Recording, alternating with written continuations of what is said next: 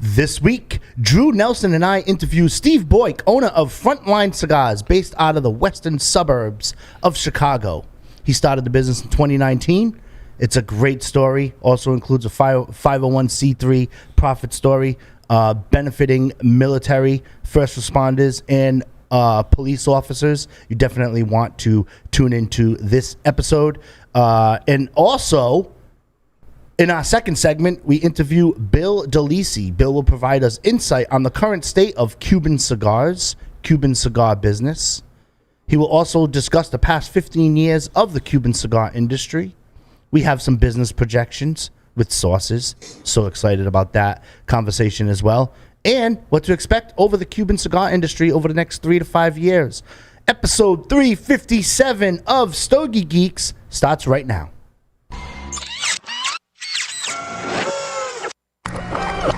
This is a Security Weekly production. Broadcasting live from G-Unit Studios in Rhode Island, it's the show where cigars burn slow, ashes fall fast, and cocktails flow steady. It's the Stogie Geek Show. Welcome, everyone, to the Stogie Geek Show. Joe and I are already silly. Oh, yeah. Joe Josepa, a.k.a. Joe Hollywood, is here with me in studio. I'm fired up. So we also have remote Drew, who is remote over in Texas. Look at you. You got some Stogie Geek swag going on in the background. Got my banner. Where are you? Yeah. Oh, yeah. I'm all set up for the Stogie Geek mobile lounge. Confidence. Confidence isn't walking into a room with your nose in the air, thinking you're better than anyone else. It's walking into a room and not having to compare yourself to anyone in the first place.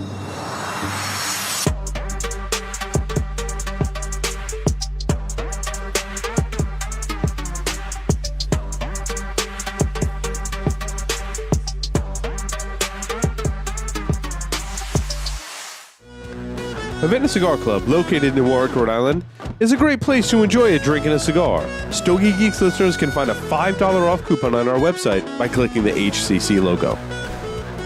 Ladies and gentlemen, welcome to Stogie Geeks, episode 357. I am your host, Joe Josepa. Super excited to be here. We have a extremely packed show today. In our first segment, we have a chance to interview Steve Boik, owner of Frontline Cigars. And in our second segment, we have Bill DeLisi.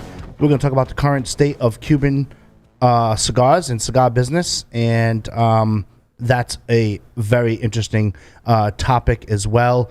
And I want to introduce you to the little dark hair kid from Texas, Mr. Drew Galvin. Good afternoon, guys. How y'all doing? We are doing excellent. What's going on, Drew? We are doing Awesome. Excellent. So very excited. The weeks fly by. It feels like last week I was here talking to you, and here we are again, and that's what happens. Yeah. Truth. It's crazy. Yeah, looking forward to this interview with Steve. Yeah. Looking forward to that. So yeah, man, let's get on with it. It's humid over here in Texas. Enjoying this upcoming weekend with a lot of rain. Looks like it. No golf. I was ready to go today, but they've already told us that there's lightning in the air, so we have to push back our tee time if we want to do that, which won't be till 4:30 this evening, and I'm not doing that. There you go. There you go. We can't golf yet. Even though it's 60 degrees right here today, it's going to be 30 tomorrow. So I was going to say the problems he has down in Texas. all right, the problems you have down in Texas, right? Absolutely. And Johnny. to my right is the internet sensation, Mr. Nelson DeMello. What's going on, Stogie Geeks? Happy to be here. Happy to see Steve joining us. Looking forward to an interesting interview. Absolutely. I want to introduce our next guest. And as soon as we introduce our next guest, we do have to interrupt our next guest, but I don't want to leave him hanging for 20 minutes before we get to him, as we have some breaking news here in Stogie Geeks. So you want to stay tuned over the next 5 minutes and listen to this very industry-moving news and very shift changing as well. But I want to introduce you to a gentleman. His name is Steve Boik. He's the owner of Frontline Cigars. They are based out of the western suburbs of Chicago. He started the business in 2019 off of a cigar that they used to hand out at events. for their cigar club. The name of that club was the Blue Line Cigar Club. That was established in 2017. The purpose of that club was to help out injured or sick police officers who needed help. Fast forward to 2019, he started the charity after raising funds for 7 police officers and their families. From that, he started Help the Heroes Foundation, which is a 501c3 to help injured or sick first responders and military. And then he started that cigar business, Frontline Cigars. Shortly after that fast forwarding back and forth to 2019, and both of those projects work hand in hand, and Steve is going to take us through that process. Steve, welcome to Stogie Geeks. Thank you for having me. How was my intro, okay? Your intro was beautiful. Let me tell you something. When you had sent me some of the information that you do with the Help the Heroes Foundation and first responders, military, for me personally, my father, is retired Navy and had passed at 55 years old in 2015. So it's like one of those charities that like really like hit home. And I can tell you from being a Navy brat that sometimes, some people don't realize the sacrifices that don't get talked about on news headlines and all of that stuff. So I personally want to thank you for that. And for that, because like every community kind of needs something like that. I know the Navy calls that like an ombudsman. So like if your husband or wife or significant other gets deployed on the ship, the ombudsman of the ship helps the families who are transitioning through, if they're in like, when I say foreign land, I mean like they've been stationed somewhere else and it's not their home domestic and whatnot. And it's just so needed. And we are going to get a chance to talk about that. And I don't want to take anything away from your interview, but I do have to interrupt your interview. Lucky for you or unlucky for you, you are wrapped up in a saga that questions my Joe Hozempa integrity with McAuliffe Cigars. And if you notice, and then it questioned our integrity here at Stogie Geeks in their relationship with McAuliffe Cigars. And if you're following a press release over this past week, there has been some press release that has been talked about, and Nelson is going to take us through that process. But Steve, you look like you were going to say something, so go for it. I actually caught wind of this press release yesterday. And me personally, as a retailer, I was carrying McAuliffe Cigars. And when they came out, I called the wholesaler that I deal with, and I asked them, do you know about this? And they said no. I said, so I can continue buying McAuliffe Cigars from you? And they said yes. So me personally, I think this is a publicity stunt, because if you look on numerous websites that are online that don't have brick and mortars, they're still carrying McAuliffe Cigars.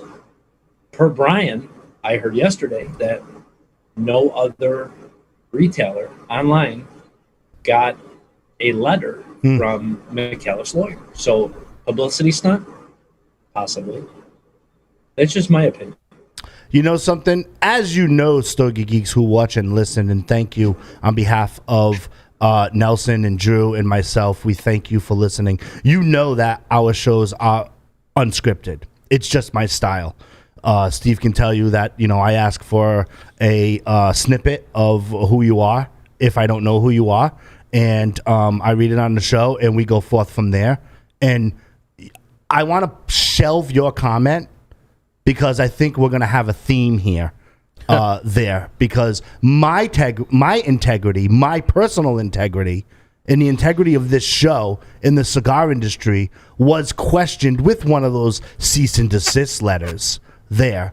And, I've also started a hashtag integrity movement. It's only me. And my 2 listeners, it's my mom and my brother, right? And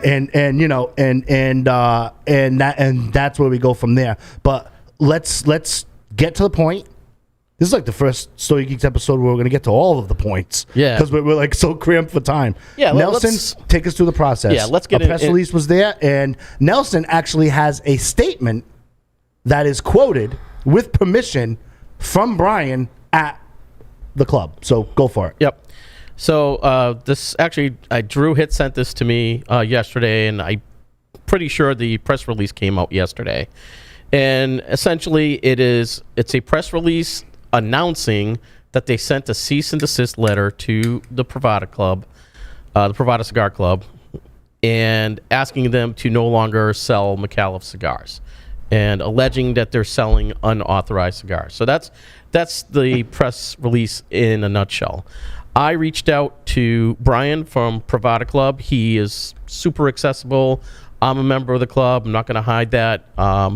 So am I. A big fan of what he does. So Brian was kind enough to reply. I asked him for a quote, and he did give me a quote. So without further ado, I'm going to read a quote from Brian Desden from Privada Cigar Club. I think it's gross that a company would use the beautiful culture and community Privada Cigar Club has fostered through the years of nurture for quick notoriety and publicity. Who puts out a press release to say they are sending someone a cease and desist letter?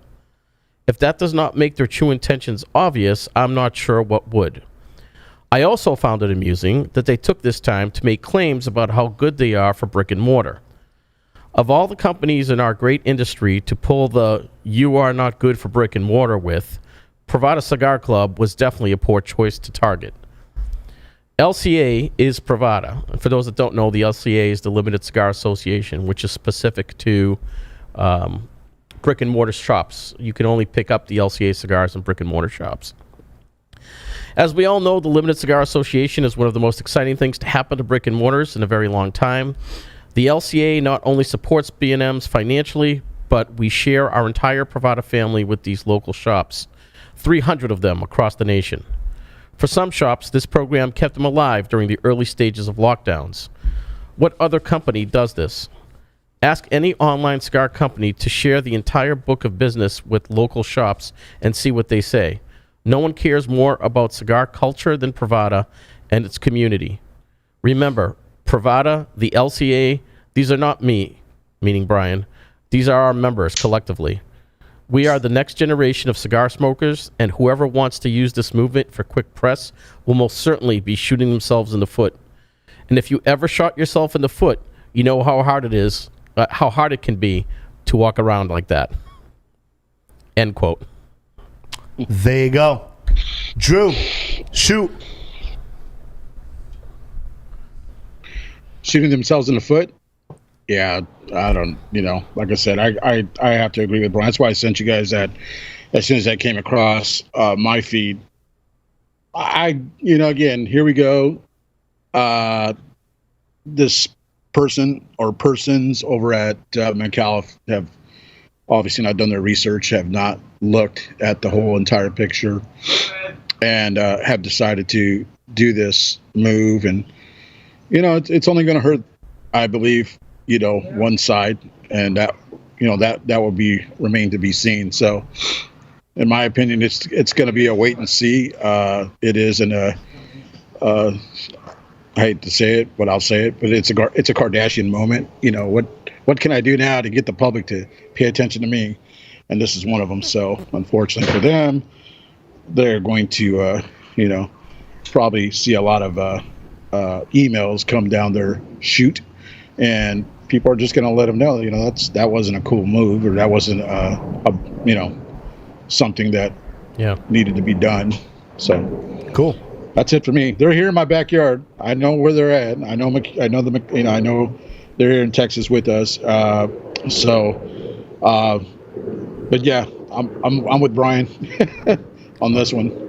Okay, Nelson, shoot. Yeah, I'm not going to speculate on why they did this, but I do think just from a business decision, it wasn't a great business decision. Privada has nothing but good reviews, a great following. I've talked to other brands they know Brian, and they've never had a problem. We're all in this together in the cigar industry. So I was kind of surprised to the whole thing that it was, it does go up my ass that it was a press release that you're sending a cease and desist letter. That seems like just almost childish to me that you were doing that. Like you're announcing that you're sending a cease and desist letter. He sent McAuliffe Cigars sent Stogie Geeks. We're terminating our relationship with you and take off the all the stuff and whatnot. And there you go. Funny thing is they sent it to Paul, which it's cool. I mean, he owns the company. I get it. You know what I mean? But then they question my integrity. And it's because of my integrity, not the integrity of the host or the co-host of the show. Joe Hozempa's integrity was questioned. So my comment, first of all, I will save my Brian's comment because I really want to get to the Frontline interview. He just happened to book a show that this came out. And Steve, lucky for you, Steve. Unlucky for you. A lot of people are going to watch the episode, right? Right. So just there. So my integrity was questioned in the industry. Okay, and I have multiple times made references to that. So my only comment is, something? My comment is twofold. Number one, Brian's quote hits home when he says, in some instances, the Pravada Club in the LCA in his organization kept brick and mortars alive. And I can tell you, I can look at the microphone and speak to the microphone and look into this camera, and I can tell you I have a customer right now in March 12th of 2021 where the Pravada Club is still, regardless of COVID, keeping new people going into his brick and mortar because of the services from the Pravada Club. And I cannot wait till when we interview Brian to have him come on the show and just and thank him personally, because this is a customer out of my outside business in the tobacco field, and the life of that Pravada Club and the LCA has injected life into that culture of that cigar shop. And that's only one experience of that I know. I'm sure if I had more bandwidth and we got letters to come in, everybody, hats off to them. So that's my first point. My second point, I am not going to comment about the situation. I'll save it for another show. All I got to say is, McAuliffe, you have an open mic here anytime you want to. I will even make accommodations if Friday at 1 p.m. Eastern Standard Times. And if you want to come and talk about my integrity, you have an open mic. I'm Joe H. at StogieGeeks.com. We know where I stand.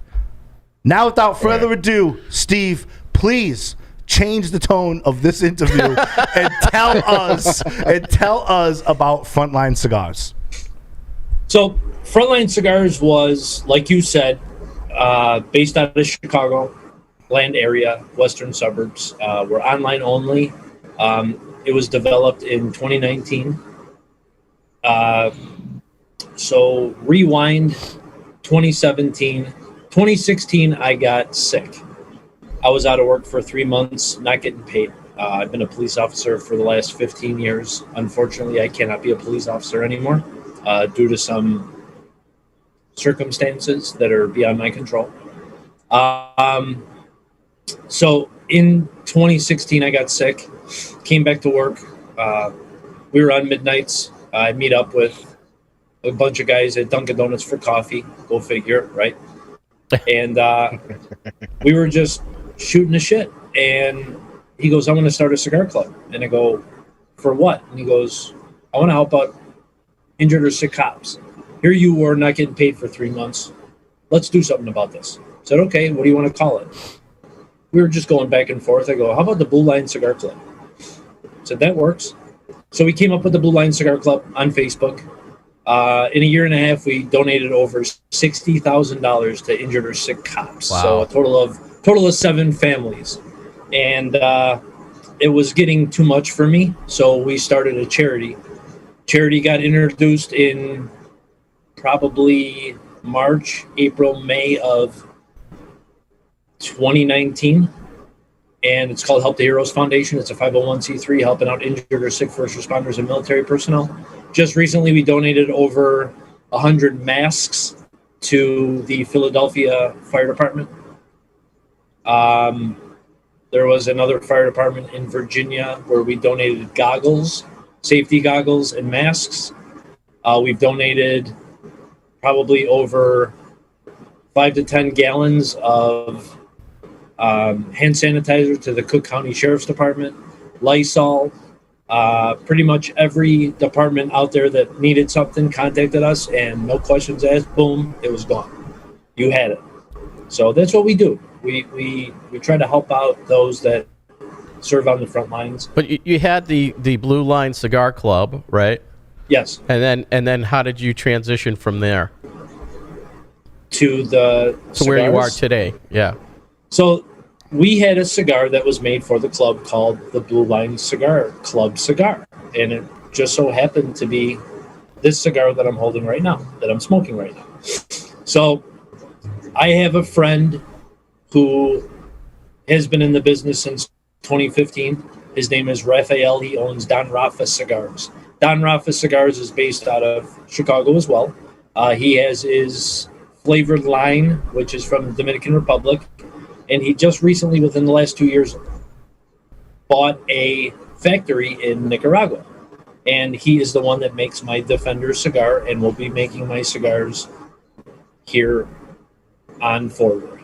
So every cigar that you see coming from Frontline Cigars will be made at Tabacalera La Familia in Esteli, Nicaragua. So we were given this cigar out as basically we would have events and give the cigars away. yeah. So I actually had Max Benitez, who was working for 708 Cigars at the time. He was a rep for them. He's been in the industry about 10 years, and he goes, "This cigar is really good. Maybe you should think about getting your license and selling this." So I brought the whole spiel to my wife, who is a computer junkie, kind of like you guys, and she has a lot of background in developing websites and doing coding and analytics and all that good stuff, the back end work of a business. And I begged her for 6 months, and finally she caved. And in June of 2019, Frontline Cigars was created. Wow. So Valerie was a big part of launching that. Yeah. I mean, if it wasn't for Val, Frontline Cigars wouldn't be here. I have a question. Okay. Yeah, I was going to ask you. So, what, Steve? So, how many offerings do you have at this time? So Blue Line comes in 2 Vitolas, Toro and Robusto, and the Defender comes in 4 Vitolas. We're out of the Robusto because they sold within a month. So we had 20 bundles, 500 cigars gone in a month. So we have right now we have the Corona, Toro, and Gordo available on our website, frontlinecigars.com. We have the Blue Line available in Robusto and Toro, and we also carry other brands, other name brands, other brands that people might have not heard of. We just we support those companies that support us. And what I mean with that, those companies that support us, we only really have a personal relationship with 7 brands. Nice. Do you on the Frontline 6-shooter cigar sampler? Does one get, in that case, all the Vitolas that you offer and the 2 profiles that you have? No, the 6-shooter is 6 Toro cigars and an extra large Herfador. So it holds 6 Toros. So it's the the 6 Blue Line Toros and an extra large travel case. Oh, okay, nice. Joe? Nelson? Sure. I was going to ask how you ended up getting it. I saw, for example, that you had Nova. You mentioned earlier you have other brands as well. You know, what you obviously started with the Blue Line Cigar Club. You had the Blue Line Cigars. You know, talk about how when you finally built the website and you get on, what made you branch out into selling? Was it just a business decision to drive more revenue, or, you know, you mentioned the 7 brands that you're loyal to.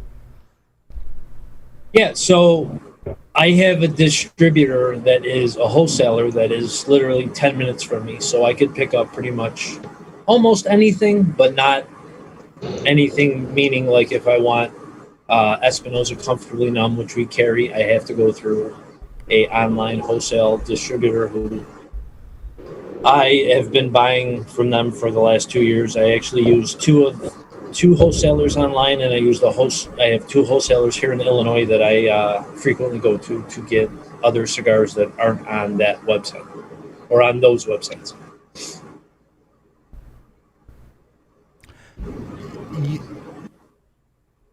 You have the business processes put in place, for sure, thanks to whoever developed your website and through the vendors that you're currently dealing with and the current vendor who you're dealing with for your cigars.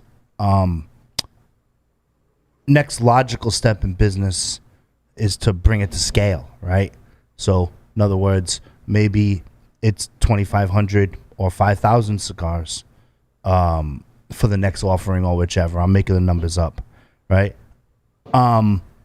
What are your intentions moving forward? Because looking at this product, I think product-wise, it's got functionality, right? You can order online. You can participate in the charity. Proceeds are going to go to the 501c3. Concept is it's functional, right? Are you looking to bring it to scale and blow it up, or are you looking to kind of still keep it at the club level? It's really not at I wouldn't consider it at the club level. We have about 1,000 email subscribers. Mm-hmm. It's not really at the club level. It's grown since then. I mean, we're up 41% from last year. Nice. Oh, wow. Okay. Yeah. It's crazy. We have just within the last year 375,000 clicks on our website. Nice. Yeah, I mean, nice. Yeah. it's all about SEO. If you do your SEO right, you can be on the top of Google. People don't know, there's certain keywords that play into Google, which I've learned from my wife. I hear about it every day. Yep. This is right in your wheelhouse, Joe, right? Yep. This is right in Joe's wheelhouse. That's what I do. So if you go, if you Google Amendola Cigars, she basically plays a game. She wants to be above Amendola. She wants to be above Rockefeller. She wants to be above Don Rafa. She wants to be above all the brands that we carry. It's a game to her. So when you want a cigar, if you're looking for a cigar like Nova, you click Nova. We want to be in that top 3. Yeah, you want to participate in that action. So let me rephrase the question then. Are you looking to transition into a potential brick and mortar? Or are you looking to stay online? So I want to rephrase my question. You've clearly graduated from that club level. So, yeah, absolutely. So are you going to next logical step, brick and mortar, or are you going to expand online? That logo would look cool on a building. Yeah, it's buildings are expensive. Hold on. Yeah. In Illinois, with the taxes being about 36%, I don't think it would be a smart move to do a brick and mortar here. Wow. Not saying that we can't do a brick and mortar somewhere else. Not saying that we can't pick up and move and go somewhere else, but right now the online's working. I mean, the FDA regulations aren't really, they were talking about getting away with online sales, and the FDA has a lot more issues dealing with other things than cigars right now. Sure. So I really don't think that Frontline Cigars or any other online company is really focused on what the FDA is doing, because truthfully, they have more on their plate than dealing with us online retailers. You brought up a good point. I've been exercising that and saying that in my previous position behind the microphone when I had Cigar Club Radio here in the Providence Metro in 2014. And, Stogie Geeks, I've been here since 2017. And I've been saying that, they're going to kick the can down the road. I've been saying that countless times. Drew has heard it. I always hear other vendors who we interview say, well, you really don't know because it could get lumped in. The only way I could see it, that statement being retracted somehow is if it's OTP, other tobacco products, is lumped into some other bill, like a COVID stimulus package. Right, they try to sneak something in. They just try to sneak that in. But, you also bring up a good point, right? Chicago, tax is 36%. So, that's 36 for you Stogie Geeks listeners who are listening and might not understand, like, okay, well, what does that number mean? Basically, if the cigar is $10, 36% of the $10 there is taxed there, unless there's a wholesale clause in the state. Some of them have it, some of them don't, etc. But or if it's wholesale price and they bought it at $5 because they're Keystone at $10 in a brick and mortar shop, then they're going to pay 35 cents. 36% of the $5. So it's either 36% of the $5 or 36% of the $10, depending on how the legislature is written. It goes per state, and in some states it goes per zip code, right? And it's getting trickier and trickier. So you bring up an interesting point, right? I'm online, I got processes in place, I'm helping people. Why don't I just grow from here? Right on. And then and every once in a while.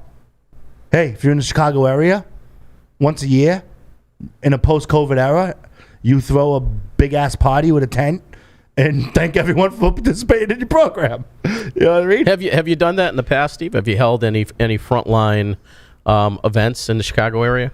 Yeah, actually, we have a home shop called, he's probably watching right now. Shout out to Earl over at Ultimate Cigar. Earl, love you, brother. Hi, Earl. I've known Earl probably all my life. Cool. And Earl's a retired canine officer from a village here locally. He runs the shop during the day. We do most of our events there. Recently, my business partner, Jack, 29-year veteran, commander of a local police department here. Love you, Jack.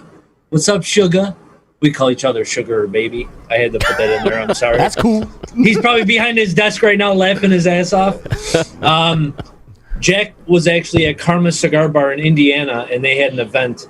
They just bought a warehouse next to them and integrated it into dude, it is going to be extraordinary. It's got to be 30,000 square feet, and he's going to turn it into a lounge, like a party area. And just the pictures of it is, oh my! And they carry our cigars.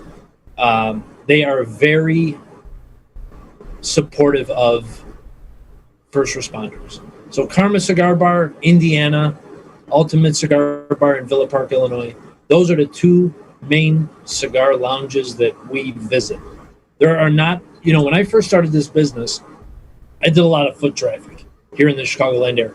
So you go into a lounge, you give them a Blue Line cigar, you tell them where it's from, you give them the blend, and they look at you like you're speaking a different language. Well, we never heard of this cigar.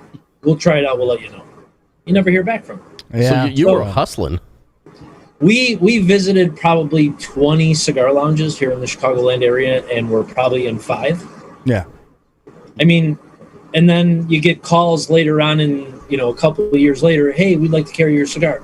Well, I wasn't good enough for you a year and a half ago. Why am I good now?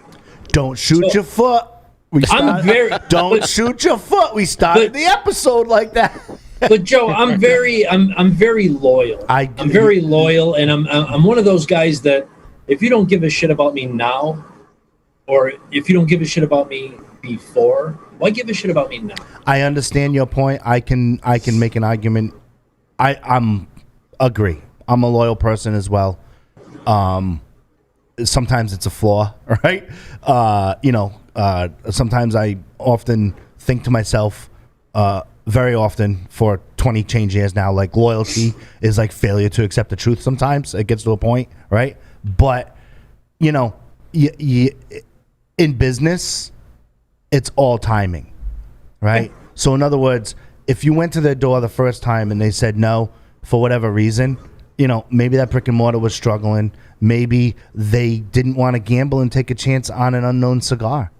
Or well, maybe, I went to that. Or maybe they're like a lot of brick and mortar cigar shop owners I know. Maybe they didn't like it, but they need to realize, like, if you don't like it, it could sell still. Yeah. Yeah, we talk about that on the You show. know what I mean? Like, so maybe you might want to do a round two. And Go for funny you say that. All right. We were actually going to Ultimate Cigar. Excuse me. I don't know, Ray Cigar Enthusiast. I don't know if you follow him on Instagram or YouTube. But if anybody did out of all of us, it'd be Nelson, because he's the internet sensation. So Ray actually went from Florida here to visit lounges. He wanted to come to Chicago, check out the food, which, Chicago pizza is better than New York. Pardon me. So anyway, he came here. We went to that second lounge that I visited the first time, and I gave them my cigar again. And he pretty much told me we're still not interested. Yep. Well, hey, it does happen. Drew, you have a question? Yeah. What's up? Yeah, I just wanted to dive in further into the foundations. I see that you also are in cahoots with the Cigars for Warriors, Active Heroes Foundation, and the Justin's Final Mission. You getting a little bit more in that? So Cigars for Warriors, we had contacted them because we wanted to buy a cigar for a soldier. So I'm going to put Storm on blast. And I contacted him and said, we want to do Cigars for Warriors on our website where someone could purchase a cigar for a soldier. I was a donation center at the time. So you pay, I think it's a little bit less than around $8. You buy that cigar, free shipping. I put that cigar in a bag. When I accumulate up to 50 to 100 cigars, I send them out to Ocala, Florida for Cigars for Warriors. He said, let me talk to my board. We never do something like that. We never did anything like that. I said, okay. So I didn't get much publicity after they said yes until Hiram and Solomon came out and said, we're doing a discounted rate for this, and it's going to Cigars for Warriors. So do I still support Cigars for Warriors? Yes. Did I get the accolades or the announcements saying that we're doing purchase a cigar for a soldier? No. Sure. And that's kind of what, kind of hurts me. I'm here doing all this, or we're doing all this for military and first responders, and yet you can't put it out there that we're doing cigar for a soldier because we're a small company. I mean, there's a lot of companies I put on blast. One in particular was Psycho 7, Ventura Cigars. At the time, Michael Giannini was the GM. And I put them on blast on Instagram. Next thing you know, I get a phone call from Michael Giannini. And we're best friends. It's been about a year. The guy brought me under his wing, and we talk weekly. The guy is fantastic. If anybody hasn't met him, the guy has a heart of gold. He was in 100%. He said, anything you need, we're here for you. So he would send me swag and stuff to give away with the purchase of those cigars from Ventura. And Michael has been great. Kevin from Rockefeller, great. Amendola Cigars, great. Hiram and Solomon. I mean, like I said, I have 7 brands that I am loyal to. And these are people that respect what we're doing. They are behind us 100%. And I can't thank them enough for the support that they have given to us in letting us carry their cigars. Now, we still are a donation center for Cigars for Warriors. I'm not going to stop that. Just because I'm not getting the publicity from them, I'm still going to do it. Sure. I mean, I'm loyal. Justin's Final Mission, activeheroes.org. Go hand in hand. Activeheroes.org is a center in Kentucky where military veterans with PTSD or anxiety or suicidal ideologies can go, and they have cabins there. Those cabins are to furnish the families of the military personnel with mental disabilities, I guess you could say, and they get the help that they need. And we are a sponsor of ActiveHeroes.org. And if you buy a Justin's Final Mission t-shirt off of our website, which I believe is $15.98, 100% of the profits go to ActiveHeroes.org. We do not get a penny. So every cigar for a soldier that's purchased, $2 goes to ActiveHeroes.org. Justin's Final Mission. So Justin Fitch was a Army veteran. Came home, had some suicidal ideologies, went to Active Heroes, helped them out with the different things that they needed, and they started Justin's Final Mission. Justin's Final Mission was basically giving a donation to ActiveHeroes.org in Justin's name to help build these cabins. Now, how did I come across that? There's a YouTube community out there. It's the E. Bomey channel and Band E Brew Reviews. His name is Eric Bomey. He's out of Minnesota. He is very outspoken, very Second Amendment, very, you know where I'm going, very Republican. So he does his brew reviews. I've been on Eric's brew reviews a couple times. Eric was one of our first influencers. He's a cigar smoker. He loves guns. I love guns. I love beer. And it was the match made in heaven. So Eric, Jeff Kitchens from California, love you guys. If it wasn't for them, you know, part of the Frontline Cigars community wouldn't be established. And I have to thank Eric. I have to thank Jeff, Christine, Eric's wife, the whole YouTube community that they have supports us, and I support them. They are the ones that showed us Justin's Final Mission at ActiveHeroes.org. So we just put in a donation about 2 or 3 months ago, $300 towards Active Heroes. And we will continue to give money to Active Heroes because of just the message that they send. They want to help, just like we want to help. Right. Exactly. I told you guys in the beginning, this isn't about money. This is about giving back. The money will come. Our business is going into its third year. Usually an online business, small business like this, doesn't really gain traction until like the 5th or 6th year. So money's coming in, and I'm still going to donate to all these charities because that's what we believe in. That's what our main goal is, to help out injured or sick first responders and military. So about a year ago, I was diagnosed with PTSD. And I'm telling you this because there are a lot of people out there with PTSD, with anxiety, with suicidal ideologies that are afraid to talk. We just had 2 police officers here in the Chicagoland area kill themselves because of mental related issues that they were having, that they did not talk to anybody. If you out there are listening and you suffer from anxiety, now anxiety could be anything. It could be your heart pounding out of your chest. It can be you shaking.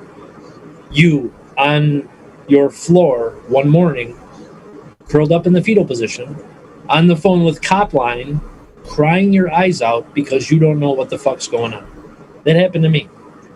If you go on my Instagram page, March 4th, 2020, I was crying 30 minutes before that Instagram TV video because I couldn't pay $100 for a car battery. I had the police at my house. There's some incident that happened outside. I called the police. It just didn't look good.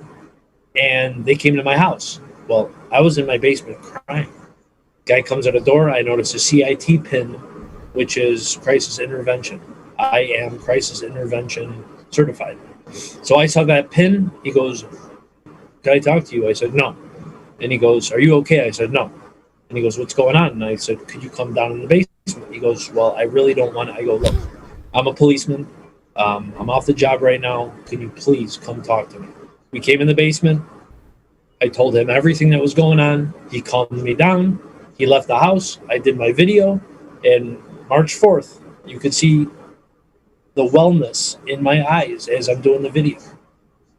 I was literally, a year ago at almost wit's end. I wouldn't say wit's end because I didn't have any ideas of hurting myself, because I have 3 kids, a wife that love me very much. The cigar community has been awesome, and I wasn't getting the support from my police department. And there's a lot of cops out there that aren't getting the support from their police departments. They might have stuff on the wall that says, if you need help, call this number.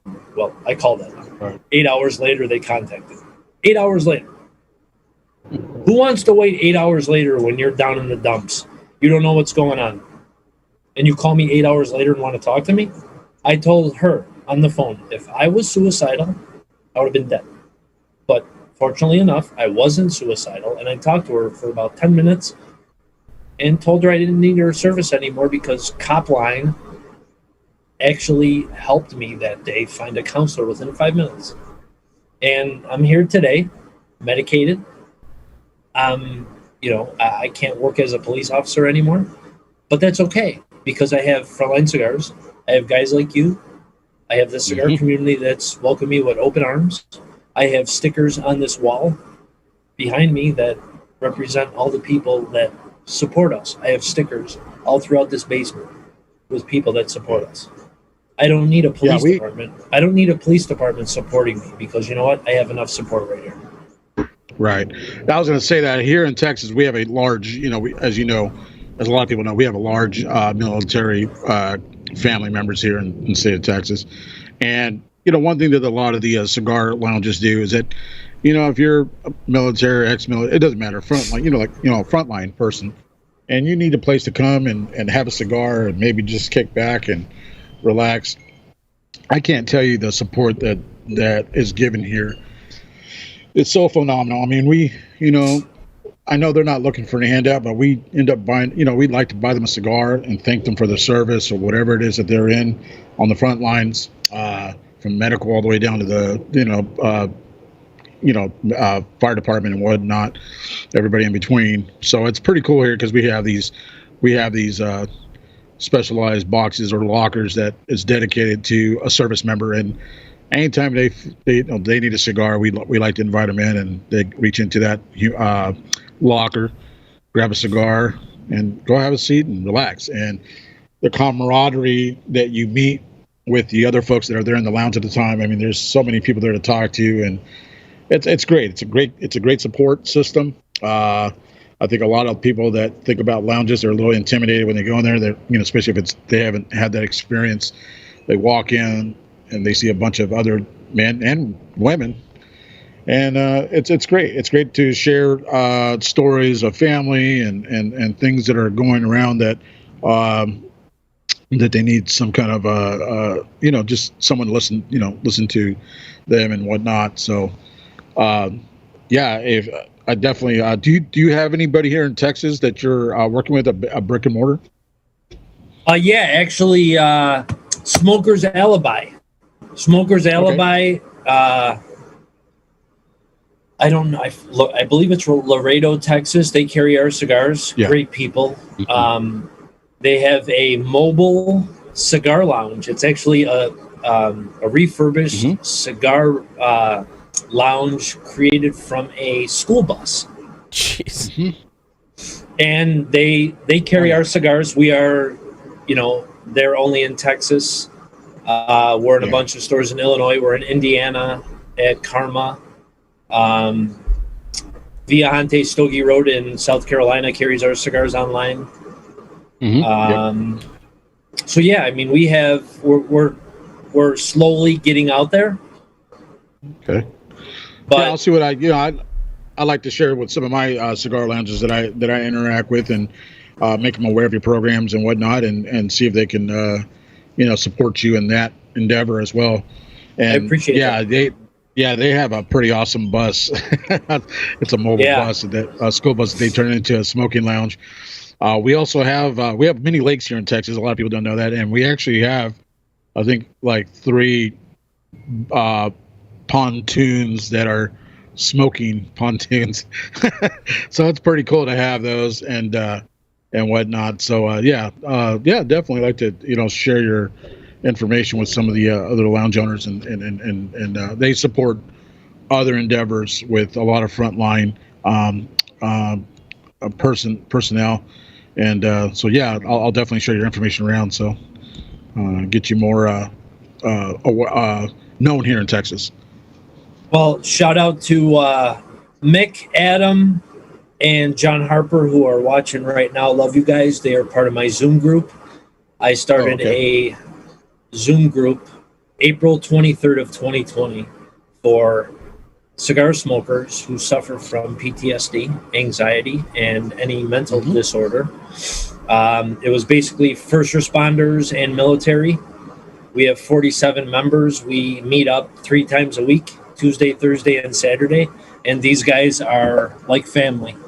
I mean, it's like clockwork, Tuesday, Thursday, Saturday, every time on Zoom. Just yesterday, John Harper's wife had a birthday, and 2 of us bought her a birthday present and had it sent to her, and she opened it live on the Zoom group. And the Zoom group is just basically somewhere, obviously we can't go to lounges, we can't meet up, we live in different states. So we have a Zoom group, and we just shoot the shit, talk sports, smoke cigars, and just enjoy each other's company. Everything, very awesome. Everything you just said, Steve, I was going to recommend before Drew spoke. My first step was for your next step, with the approval of whoever you're seeking your personal help with, you'd be a great candidate to start a group. That was my advice. Like saying, hey, man, He's already done that. With the help of whoever you're seeking help with, through your journey and what's going on with you, starting a group would be great therapy for you, and I'm super happy that you don't have to take my advice, and you're already doing it.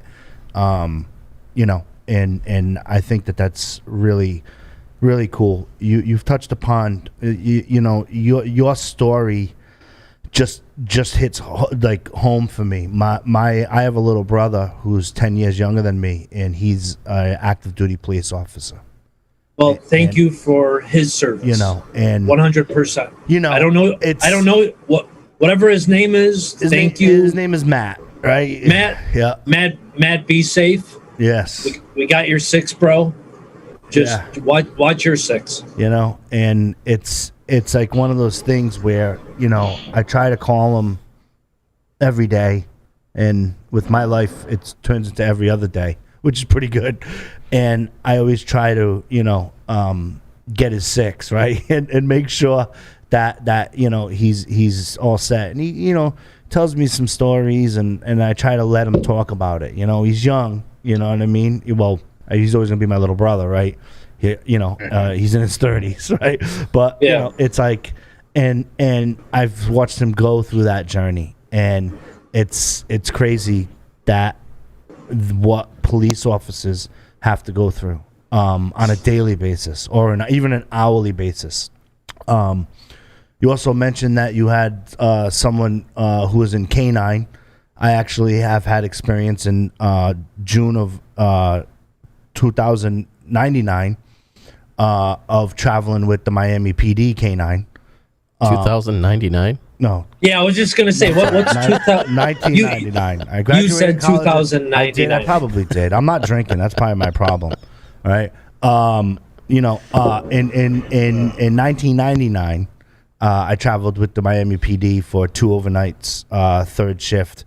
And one of them was K-9, and I actually had the opportunity to to bunker.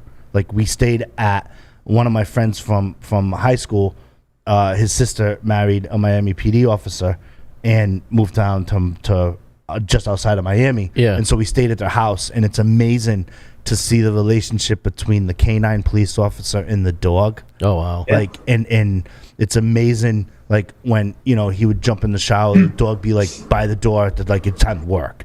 And when that dog puts that vest on, that's a different freaking dog than when I saw hanging around the house. Really? Yeah. It's. I could just go on. I could go on. Well, Steve's got to come back on the show anyway, because we could just go on forever with those stories. But the sacrifice that I've seen him go through in just those 2 overnights 20 years ago. Now, I had no intentions of becoming a police officer. The short story of it was obviously my best friend's brother-in-law was a Miami PD, and this was a pre-9/11 era, right?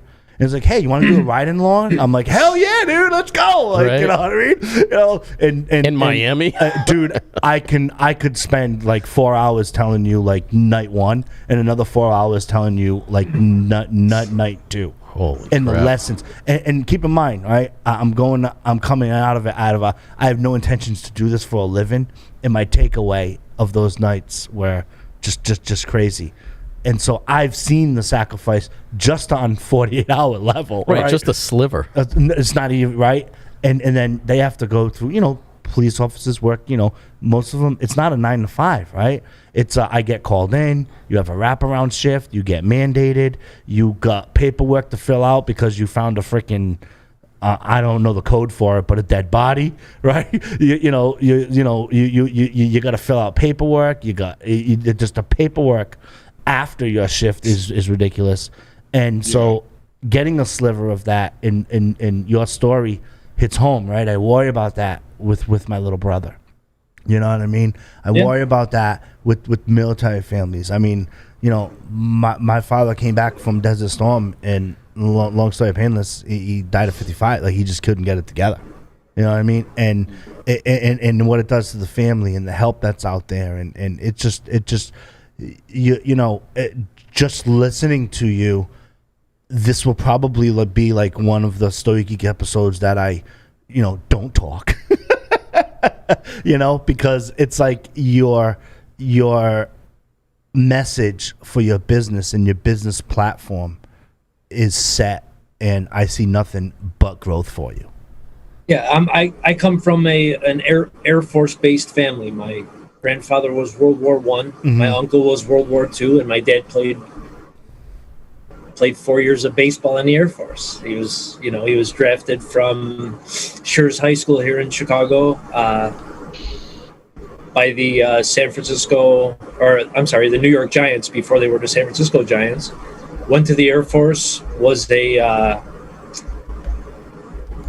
mechanic engineer, did clean up with the planes and all that stuff, but played 4 years of baseball. And the one thing I would want to this day, if I was asked, who would you want to smoke a cigar with, anybody in this world, for 1 hour, it would be my dad, because he's the one that started me on this. Yep. And I would love for him to try my cigars, although he might think they're shit because all he smoked was Grenadiers. But that's okay. I want him to. I want him to touch my cigar. Yeah, That's all I want. My father's humidor is on my desk, at work here in studio. We're in studio, but next suite over is our office space. As we just don't live in studio and drink and smoke cigars and go home. We have a vast slew of responsibilities here at Security Weekly and G Unit Studios. My dad's humidor is here, and it's just empty. Yeah, my dad's. I won't fill it. You know what I mean? Because he's with me. And I have a picture of my son on his humidor. So yeah, my dad's glass. I don't know what you call it. Those glass. The jar. Yeah, the jar. I got a glass jar. The acrylic jar. It's on my top shelf, and he used to put all his Cuban cigars in there. It's on my top shelf, empty, with my logo on the outside, and I keep it empty. The only time I'm going to fill it is if I get a box of Grenadiers. I'll put them in there. I'll tell you a story that I've never said here on Stogie Geeks about my dad. And one of the he liked his cigars, but one of the brands that he absolutely freaking loved, right? Here goes my reputation, right? Was Don Tiki's, right? He would get the Don Tikis, and the only reason why I liked him because of the price. Like, I like this, I like that, and he would smoke good cigars too. But he was like a saver. He would keep them for special occasions, and the Don Tikis would be like the regulars. And when I opened up my brick and mortar shop that I used to own here called Spider Dog Cigar Company here in the Province Metro, he was like, I know the only reason why you opened that cigar company so you can get away from those Don Tikis. You know what I mean? I'm like, no, dude, like, you gotta, like, what the hell are you smoking that for? Like, every day, like, dude, like, smoke the good stuff that you have in the humidor. Nah, special occasion. I'm like, dude, every day is a special occasion. Like, I've said that from the time I was like 19 years old. Like, every day is a special occasion. Like, true. Like, every day, like, and lo and behold, I'm pretty young. I'm in my 40s, and he's not here. And, it's like every day is a special occasion. Yeah, so back to this whole canine thing. My brother actually was a canine decoy for 25 years. He started off with the Cook County Sheriff's Police, helping out the chief. He passed about 10 years ago. Mm-hmm. And my brother was helping him out train the canine dogs for Cook County. Ended up doing his own business. Did a lot of bite work for local police departments, a lot of decoy work, a lot of training for local police departments. Moved to Wisconsin, got a job out there with injured military personnel in helping them get acquainted with a companion dog. And these companion dogs were anywhere from Rottweilers to Shepherds to Dutch Malinois. And I have a video where he is helping out a guy who literally has no limbs at all. Jesus. And the guy's he's teaching the guy how to have the dog sit, stay, and all the dog wants to do is roll over and watch him scratch his belly. Be a dog. And it was a Dutch Malinois, and I remember in the video my brother had stopped and looked up and said, "Thank you, God." Because that's all he wanted to do was train dogs and help people. And all I want to do is sell cigars and help people. So our family is right on, brother. Yeah. So I got canine stories for days, just like you. Steve, a couple things, right? Quick programming note. Schedule-wise, I want to have you on late April, early May to kind of do a part 2 of this, right? Had this been a regular day where we would do a interview in Stogies of the Week, I probably would have did a 2-part interview in 86 Stogies of the Week, but we do have another interview scheduled, and I want to do a part 2 with you, and I want to do I want to smoke cigars and help people segment, and I want to get Stogie Geek listeners more involved, and I want to talk a little bit more about what we started today. I think it's very special. Drew, would you agree? Oh yeah, most definitely. Would like to have you back here later next month, and then we can definitely do that. And I'm gonna get some Frontline cigars in my hands just to have an experience with them, and then share that with my people here in Texas for sure. Well, wait. Nelson was supposed to give you guys cigars, or did he hoard smoking them for one himself? right now? But logistically, Drew lives in Texas, and Nelson has had a bad 48 hours. So no, I get it. So real quick, the logistics didn't work. And if Nelson sent them to me to mail to Drew, it'd probably be July. So just real quick, I know we talked before the show. I have a giveaway, and I have a discount code that ends tonight for you guys. Awesome. For everybody that's watching, for everybody that tunes in, use the code Stogie Geeks, all one word, all lowercase, 15% off select cigars and all Frontline logoed apparel and mugs, koozies, whatever you want to call them. Sweet. Frontline cups. So when I say select cigars, Rockefeller, Amendola, Hiram and Solomon, and United are not in that discount. Everything else discounted 15% off. Stogie Geeks. How many viewers you got right now? Well, I don't know about the live, but it'll be just north of 10,000. Live we got 6 right now. So my dad smoke this cigar. I said it a couple minutes ago. You could first one to name the cigar. I'll give you something from Frontline Cigars. Oh wow. There you go. There you go. Perfect. Steve, thank you for appearing on Super Stogie cool. Geeks. I will reach out to you Monday. Yes, thank you, Steve. I will reach out to you Monday, and we'll get that all coordinated for the second interview. Steve, thank you very much for appearing on Stogie Geeks. Visit frontlinecigars.com. We're going to take a quick break. In our second segment, we're talking about the state of the Cuban cigar industry. Stay tuned.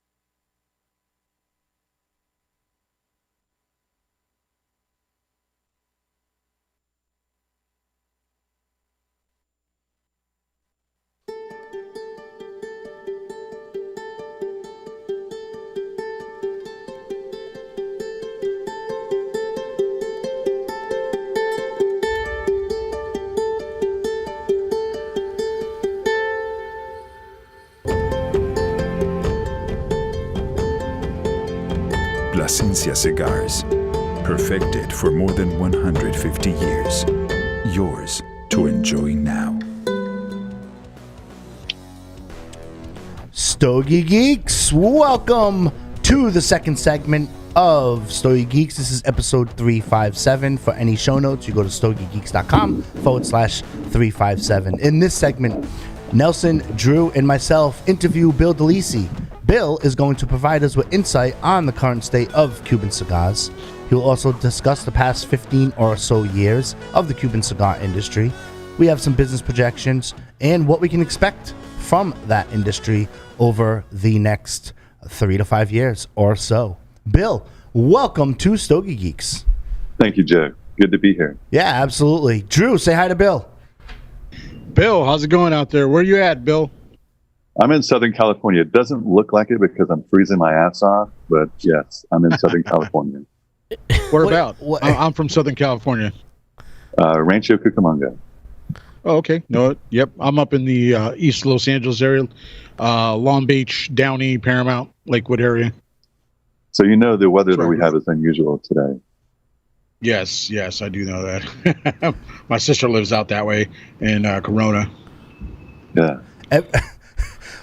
Every single intro with Drew has to deal with weather. Did you ever notice that? It's true. There's a pattern. It's like a pattern, Bill. That's so funny. Nelson, say Well, hi that's to how Bill. I migrate. Yeah, right. That's why you migrate. Hey, Bill, how's it going? I'm not going to bring up weather. I thought you were like hiking through the Adirondacks and stopped to do this interview. I don't know what's going on. So That's later today, yes. So quick inside baseball for you Stogie Geeks listeners who do not watch any of the Security Weekly episodes. Bill was on Paul's Security Weekly a couple weeks ago and discussed cyber. Help me out, Bill. Cybersecurity, yes. Yeah. Well, cybersecurity, but mostly like Quantum computing. safe browsing for your children and Yes. having a safe browser and all of that stuff. Stogie Geeks, if you are so inclined and have little ones that go on the internet, email me at joeh@stogiegeeks.com. I'll send you the link to that. And then Paul, in his Paul Security Weekly fashion, says, yeah, we do a podcast in cigars. Right? And and then Bill reached out and here he is. And when we were talking about topic, he brought up a topic, and I'm like, okay, what do you? And he started rattling off what he knows about this thing. I'm like, okay, I gotta get you on the show because we all know that there's an embargo with the U.S. and Cuba. It's been going on since well into the 50s, well before our time, right? But Right. That conversation comes up all the time, whether you're Drew, Nelson, or myself, and you visit lounges. Like, hey, do you enjoy Cubans? Do you have Cubans? Do you like Cubans? And so Bill is going to take us through that and tell us about his experience and what he's going to talk about, because I think it's a fascinating discussion that most podcasts here in North America kind of ignore, right? Right. So, Bill, take it away. Thank you, Joe. First of all, did you got the cigars I sent you? I was wondering if you were smoking one today. Of course I am. Absolutely. I'm smoking the Ramon Alones. Same here. Yep. Same one. And I do have this one, the H. Upman, but I'm going to save that for a little later. Not a special occasion there, right? Well, no, never a special. Not with this guy. That will be smoking by the time the sun sets here in New England. So just so Excellent. you know. And then with the samples that you had sent, I did split it with Paul as well. And he's like, ooh. And Paul is a saver, though. I'm not going to lie. Yours probably will have to go in rotation. He does categorize them as to who he gets them from in there. And I'm expecting sometime 3 years from now, I'm making the number up, right? I'm just trying to be funny. 3 years from now, I'll be like, remember that cigar Bill gave us? It was great, And so, Right. But yes, absolutely. I'm smoking the Ramon Alones. Excellent. I want to hear how you like it in a bit, okay? Absolutely. First of all, Cuban cigars have been sold around the world for many, many years. Before the 1961, or actually 60, they were sold here in the United States, and then the embargo happened. And then, well, right before the embargo happened, President Kennedy sent his aide out to get around 2,200 cigars, Cuban cigars, that is, his favorites. And then the embargo happened.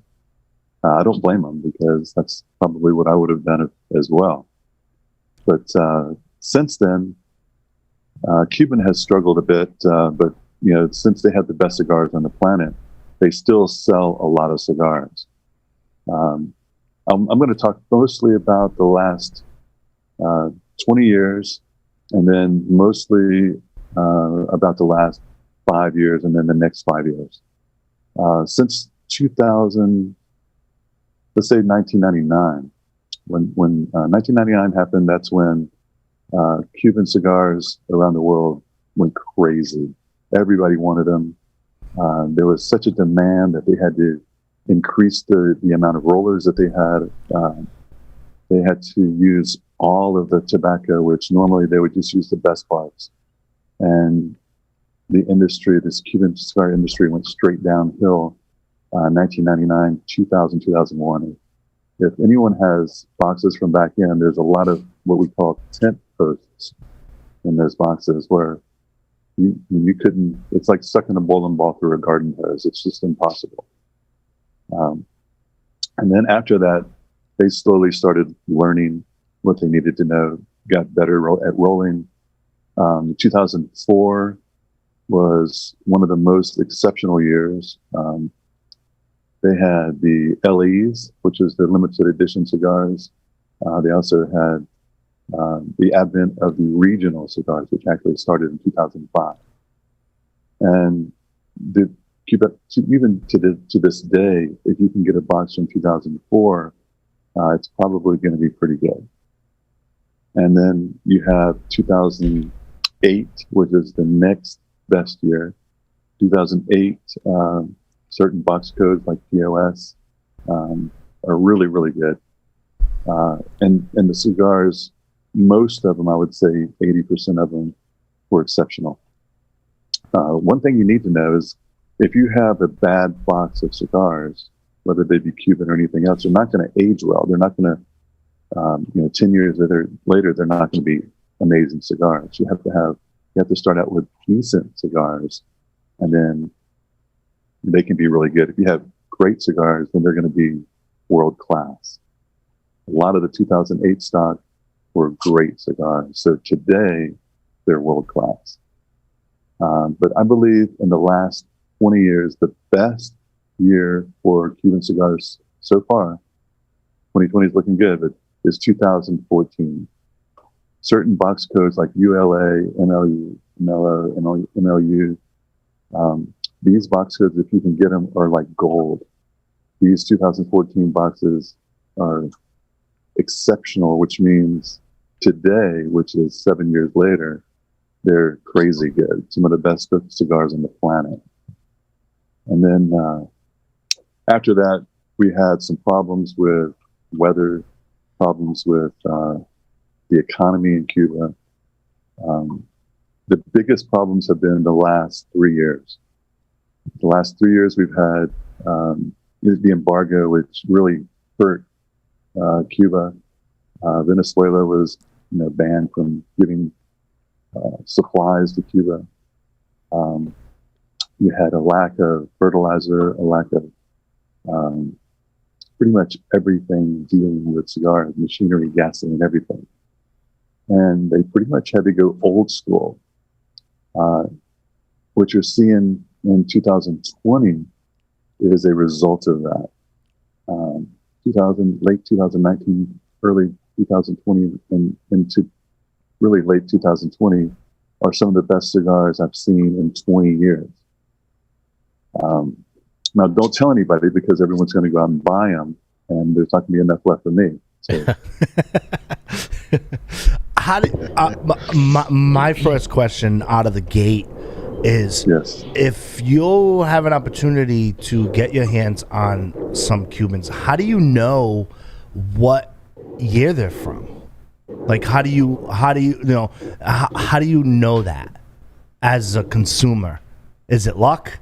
Is it more than luck? Is there a little bit, is it because, it's not like here in the States, they have the tax sticker. When you can't open a box of cigars, you either use a X-Acto knife or whatever. It's actually a tax stamp, right? The tax stamp where the companies would buy X amount of those and they're already paid for taxes for the company, and so then they ship them down to the plant and they put them on the boxes, and so when they come into the state, they obviously have to have that little tax stamp on there, right? Well, Habanos has a requirement for that, don't they? They do have a requirement for the tax stamp, but the way you can tell the year is you turn the box over and the year is stamped on the bottom of the box. Okay. And so if you see like MLO, ENE 20, that's the box code from January of 2020. And so it's easy to tell. Now, the problem here in the United States is that over 90% of the Cuban cigars are fakes. Mm-hmm. Yep. And it's a commodity that everybody wants, so it's easily faked. A lot of times they use real bands and real boxes, and you don't realize they're fakes until you have an experiment and you cut one open and you see like hair and mice species and stuff like that. And you're like, oh my God, I only smoked a half a box of these, right? So that's very common here in the United States.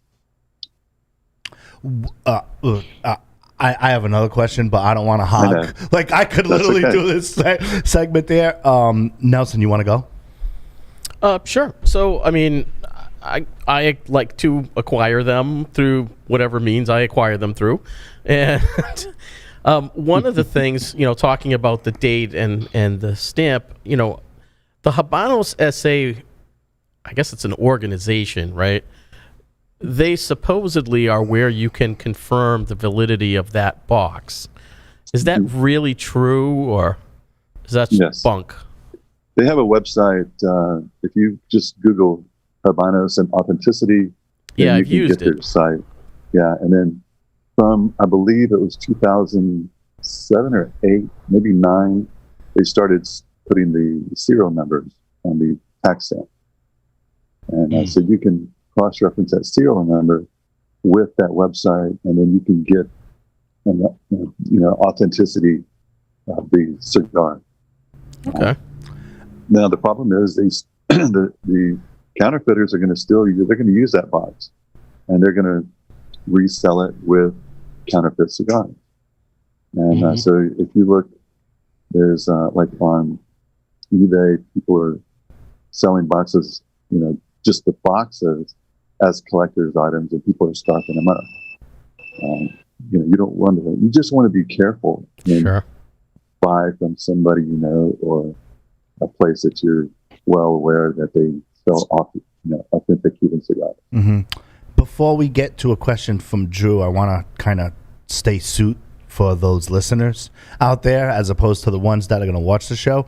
Counterfeit cigars, right? Okay, they get the box. They can reduplicate the box. They can potentially reduplicate a serial number, right? They can potentially reduplicate the bands. Where's the tobacco come from? That's a good question. Is it in a warehouse in Miami? Because I look at the printing logistics, right? I've gotten involved with projects and seen, like, for example, Brian over at Churchill's, when he had his own blend, like, he has bought 10,000 bands of the cigar and then shipped it down to the plant. It wasn't a Cuban, obviously. It was a plant down in Nicaragua, and they put the bands on. They do that there. Bing, bang, boom. And then my next question, which you can kind of answer both, right, would be, what do you do for the bundles, the Cuban bundles? Because I've purchased some that are lower end Cubans, right? They're not like your Boulevards or Monte Cristo or Upman or Ramon Alonez. But you get a bundles and you try them out, right? And they seem to be pretty good. But how the heck do you know if those are counterfeit as well? And so my first question is, where the hell do they come from? Like, do you know, Bill? Now, I have some ideas. Okay. If you get them from Cuba, a lot of times they are the scraps that are swept up from the floor. Okay. So that's very common. They'll pull up those scraps, which is a lot, and then they can roll cigars. If you get them in the United States or Spain, any place like that, or Mexico, they're probably either Mexican or Nicaraguan or Honduran. Mm-hmm. So you're going to get real cigars a lot of times that are fake, that are not Cuban. But it's best to have your sources vetted, and because of the large amount of fake cigars that are flowing around here. Everybody that has been in this industry, I've been smoking Cuban cigars for over 20 years. I've had fakes. Everyone who has been in this industry smoking Cuban cigars has had fakes. And it's just something that every one of us has gone through. We just get better at looking at a cigar. I can actually look at the cigar now and tell whether it's fake or not. I want to stay on that subject, but I really don't want to butt out Drew, because I have my process that I go through, and I don't know if you have one, Nelson. I do. And Bill will have one, I'm sure. He's going to tell us, and I'm sure Drew has one there too. But Drew, jump on a question if you have one. I'm sure you do. No. Well, yeah, I do. But to jump on the the bands and whatnot, I have some colleagues that are situated across the pond, and that's typically where I get my Cuban cigars from when I have them shipped to me. They okay, I shouldn't say that. Yeah, that didn't happen. No, when they get them to you, they're on your doorstep. Go from there, Drew. Skip that step. When they get to me, that's it. Stop there.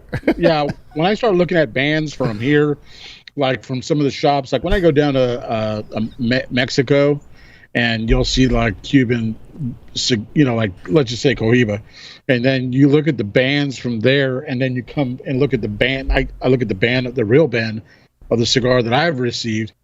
There's little differences there. There's definitely some nuances there that are not. They're just, you can tell they're counterfeit. And absolutely correct. If you ever just split one down open, you can definitely tell the difference in the tobacco quality, for sure. But my question, and a lot of people ask me this at the lounge a lot.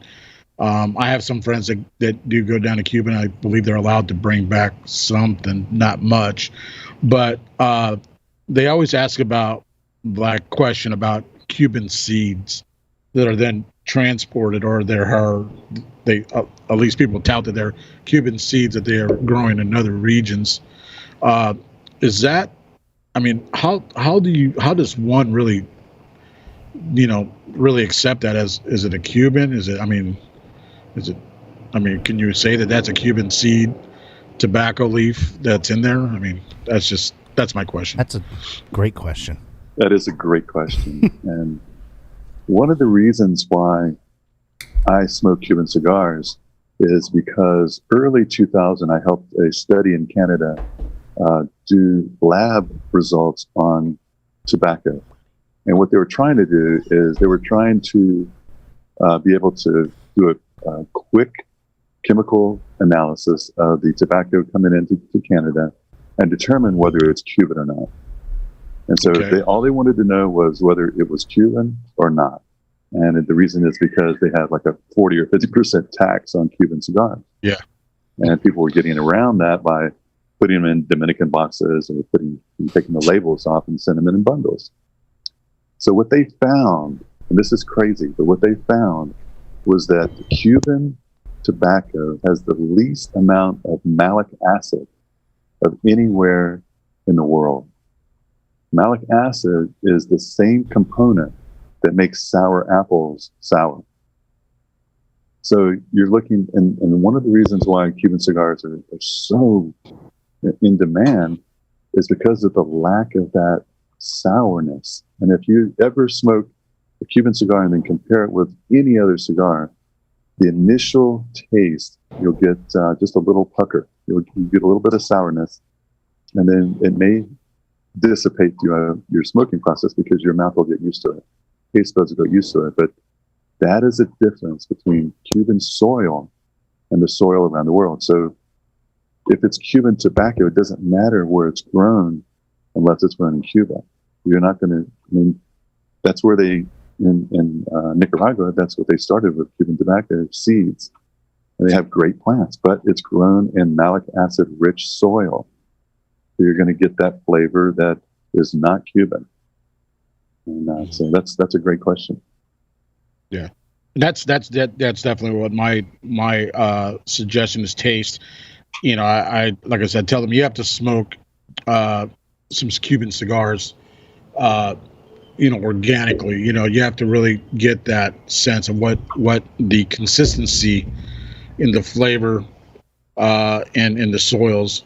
I mean, it does come through in the tobacco leaves for sure.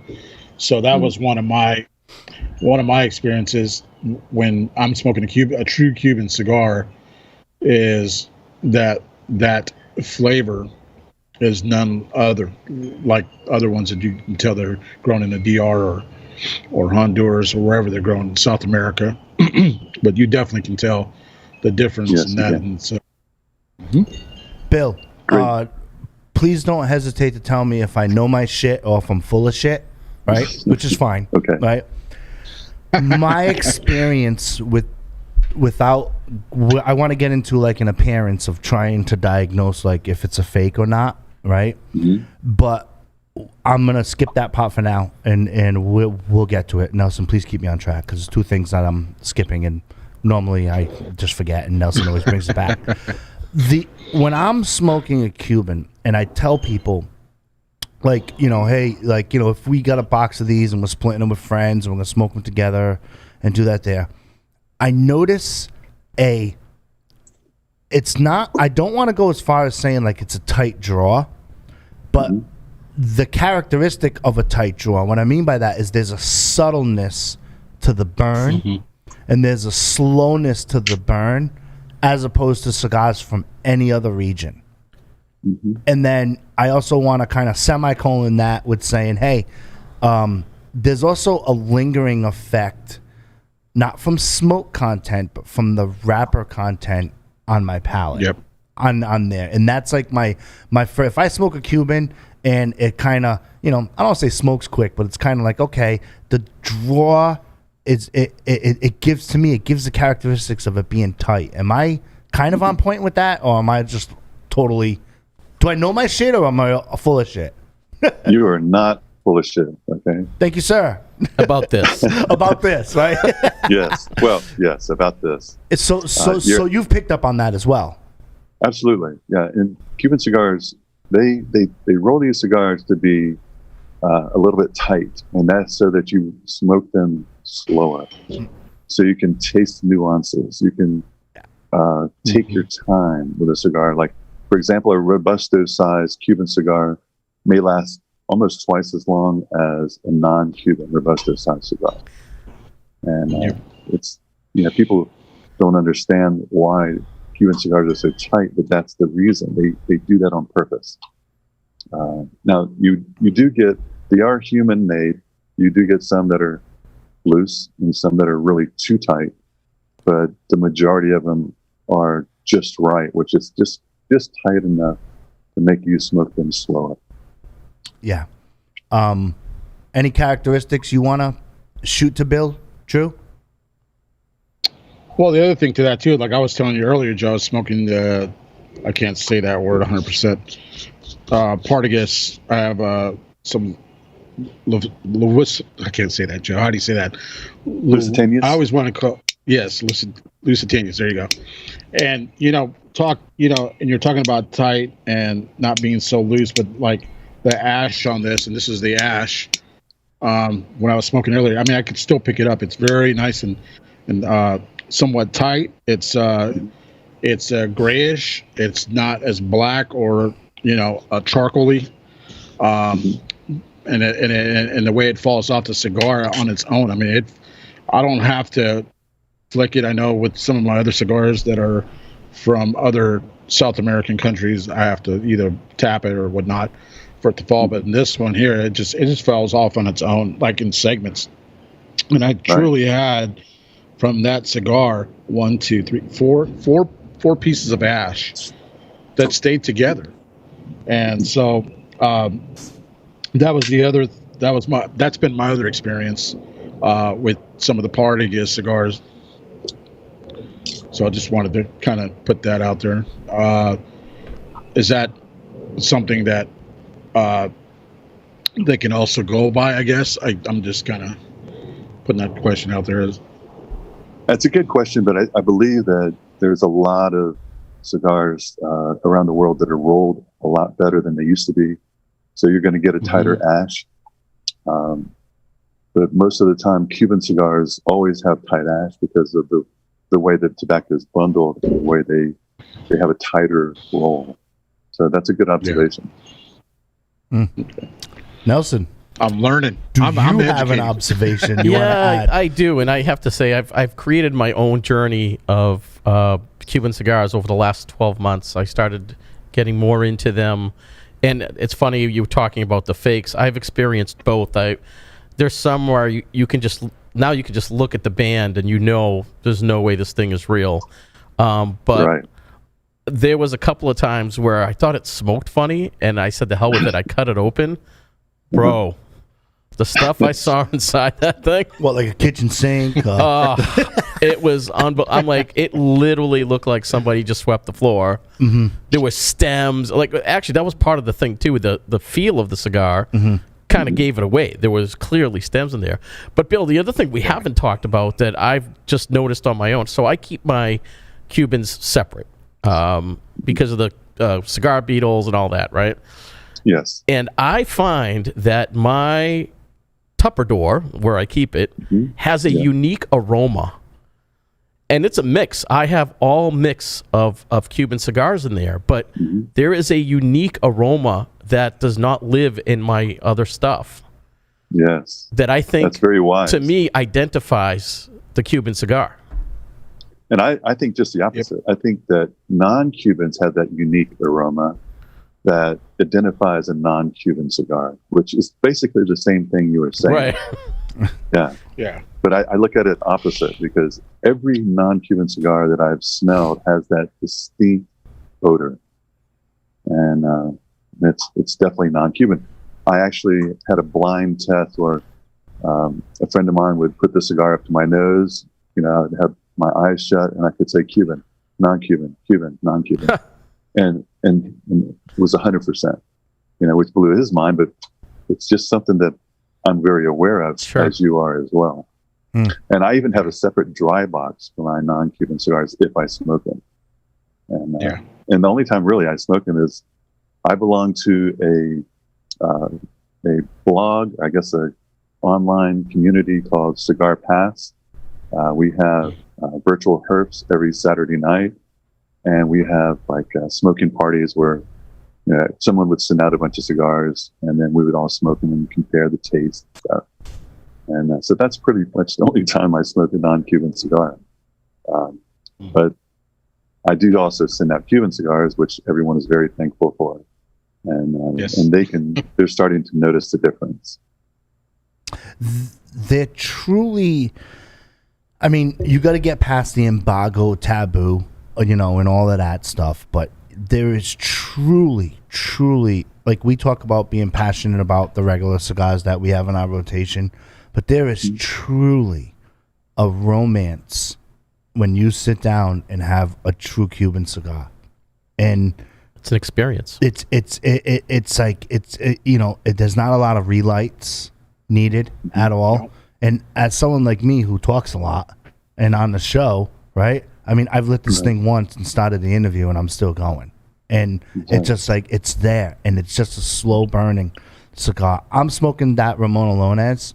The notes I'm getting, right? I want to kind of combine that into the notes I'm getting. It's the saltiness and the earthiness are just right in the forefront. And if you regular puff it, you're like, okay, it's tasty, lingers on your palate, lingers on the tongue, lingers on the lips.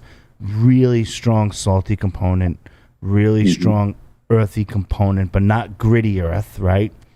And then the retrohale, I'm getting this like balanced white pepper with the salt on there, and it's completely like engulfing me, like in the moment. I'm getting excited listening to you. It's crazy. It's crazy, right? And you know, Me too. and Bill's voice, and Bill's voice is like, you know, you could do an audiobook. Like seriously, Yeah, I agree. You could totally do an audiobook. I couldn't, because you'd have to like adjust the volume as I'm speaking and getting excited. But you could totally.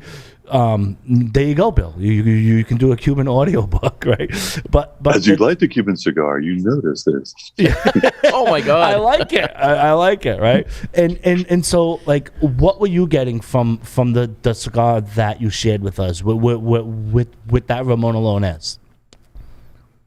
I am also getting the salty, earthy, delicious flavor that is so Cuban. These are from 2016, I believe. So they've got 7 years on them. So they're starting to get the nuances. And you'll notice that there's some changes along the way. Right now, I think I'm about the same position you are, and I'm getting some changes already. Yeah. Started out with some leather, earthy nut notes, and now I'm getting like a stewed fruit, like almost a fruity tartness that is on the aftertaste. Like it lays on the tongue after you blow the smoke out for a while, and then on the retrohale, I'm getting the white pepper, like you say. Yep. And it's just a delicious cigar. It truly is. And what I'm noticing too with the fruitiness, you know how I said like it was on the front of my tongue. And it lingers around the lips from the wrapper. You could taste that, but that fruitiness, it's not quite the back of the tongue, but it starts to transition towards the back of the tongue. If that makes sense. Does that make sense? It does. Yeah. Okay. I just want to make sure, because sometimes I say stuff and it comes out all wrong, right? Yeah. And it's like it's just a slow. Even the smoke around you is not like too smoky. It just elegantly goes up, does its thing. The ash component there, and what I notice is that like with Cubans too, on some of the ash component, right? It kind of flares up a little bit. That just didn't quite burn the wrapper. It just flares, and so the wrapper makes like a little square. Only Nelson can see this, but you see how it has that, like it has that little square there, right? And it's so it's just elegant. It's just and it feel the feeling in your hand too. Like you ever pick cigars up? Drew and I and Nelson talk about this all the time. I can tell if it's in the non-Cuban world, if you pick up the cigar and it's really light, it's made from the bottom part of the plant, the absolute bottom, right? And I'm like, oh wow, totally. Like to me, that's a dead giveaway just from touching it. Right, as opposed to picking up and having it feel. But the Cubans are lighter than your Nicaraguans or your Dominicans. They seem lighter there. But when what's the word? When you don't want to squish it, but when you're feeling its density, it's still dense enough. Right. You know, it's just there's definitely strength in there, and when they're rolling that cigar, the strength is there for sure as far as the density goes. And then the other part to that is just, I feel anyways with the ones that I get that I'm lucky to acquire is they're not as oily or they're not as shiny. You know, they're toothy, if that's the word I'm looking for. Yeah, toothy, smooth. And just a feel of the wrapper itself. So that's the other experience I've had with a true Cuban stick versus a stick that was Cuban seeded, but coming from the other South American countries. Yeah. Yeah, I think there's no doubt. There's definitely, I mean, we just laid them out here. There's definitely some unique qualities to a Cuban cigar. The aroma, the taste. When Joe said about the wrapper on your palate. I totally right away. I was like, yeah, I get that too. Absolutely. Like it almost tingles it tingles the lips. Like almost like, did you ever use like minty chapstick and it doesn't, not the minty flavor. Please don't, like it's that lingering. You know when you use like a chapstick or whatever. Yeah, I know chapstick. Yeah, and you put it on, and it gives you like a little like it does. It's like it's just amazing. It's. I would challenge someone who to not figure out that it's like you can figure out it's a Cuban. It's not hard to figure out it's a Cuban, just based on the qualities we just said. Right. You know, if you look for those things about, if you want to spot a bad Cuban, it's not a perfect science, but if it smells right, if it looks right, if it feels right. I mean, even the burn, Joe, I totally agree with you on that one too. The slower burn, I find most of my Cubans do that. Oh yeah, they all burn slower. Yeah. You know, and you know, it's just truly enjoyable, and it takes you to another level. Let's talk about some of the characteristics, if we can, about the pre-light. Right, we kind of skipped that. Right. Like, I have my theories. I'll let you guys go first. Right. You know, Bill and Drew and Nelson, about, because it happens all the time. Every time I'm in a brick and mortar, I know it happens to Nelson. I know it happens to Drew. Somebody always visited somebody from somewhere, and they went to an island and they gave them the cigar because they know they're cigars, and they say, Joe, and they come up to it and they, Joe, is this real? Has that? I mean, 100%. Right? Is this real? Right? 100%. So when we get someone else's cigar, so not one that we went and purchased, not one that we've done, take us through your experience, Bill, through the pre-light. Like, what are some of the characteristics you like, and then we'll do a round robin of that too. Unless Bill picks all of them and we just nod and move on. See, I wanted to start with like us first, but it is Bill's interview, so go for it, Bill. Yeah. I don't mind hearing what you guys say first. No, because we've already proved that like we know our shit, which is good, right? Yeah, you do. So if you said I was full of shit, then I probably would have tried again to redeem myself. But go ahead, Bill. Well, since it's your show, I'm not going to say you're full of shit this time. Oh. That's awesome. That's awesome. I'm kidding. That's cool. So pre-light, I like to touch the cigar. I like to feel the cigar, and I'll feel it from head to toe, head to foot, cap to foot, and I look at the cap. I see the triple cap. It's very unique. You know, a lot of the non-Cuban cigar rollers try to emulate that, but Cuban has it down, and the triple cap is very unique. And then I smell it. I smell the head. I smell the foot, the middle of the cigar, and you get different odors, different aromas coming from that. And you know, and then of course I cut it. What I like to do is I like to use my, if I can, I like to use my punch. Mm-hmm. So the punch is one of the best ways to open a cigar head, open the cigar cap, and it makes it very neat, and then it reduces the possibility of breaking the cigar. You know, if you left it in your dry box too long. And then I'll get some dry hits, or what I call cold hits, and I'll taste the flavors coming through the unlit tobacco, and then I'll make a note of that mental note. And a lot of times I'll make reviews and I'll describe in detail what I taste, and then the lighting of it. It's almost a ritual where you take that lighter. I like a single jet. A lot of people like the double jets, but I like the single jet because it's very accurate. And I'll go around the cigar, and then I'll concentrate on the middle, and then I'll blow on it a couple times, you know, get that ember going, and then I'll start smoking it. A lot of people, what they'll do is they won't even cut the cap. They'll light it, and they say, oh, well, you know, if you light the cigar with the cap open or cut or punched, then you're going to have some of the tobacco absorb the lighter fluid or some of the gas.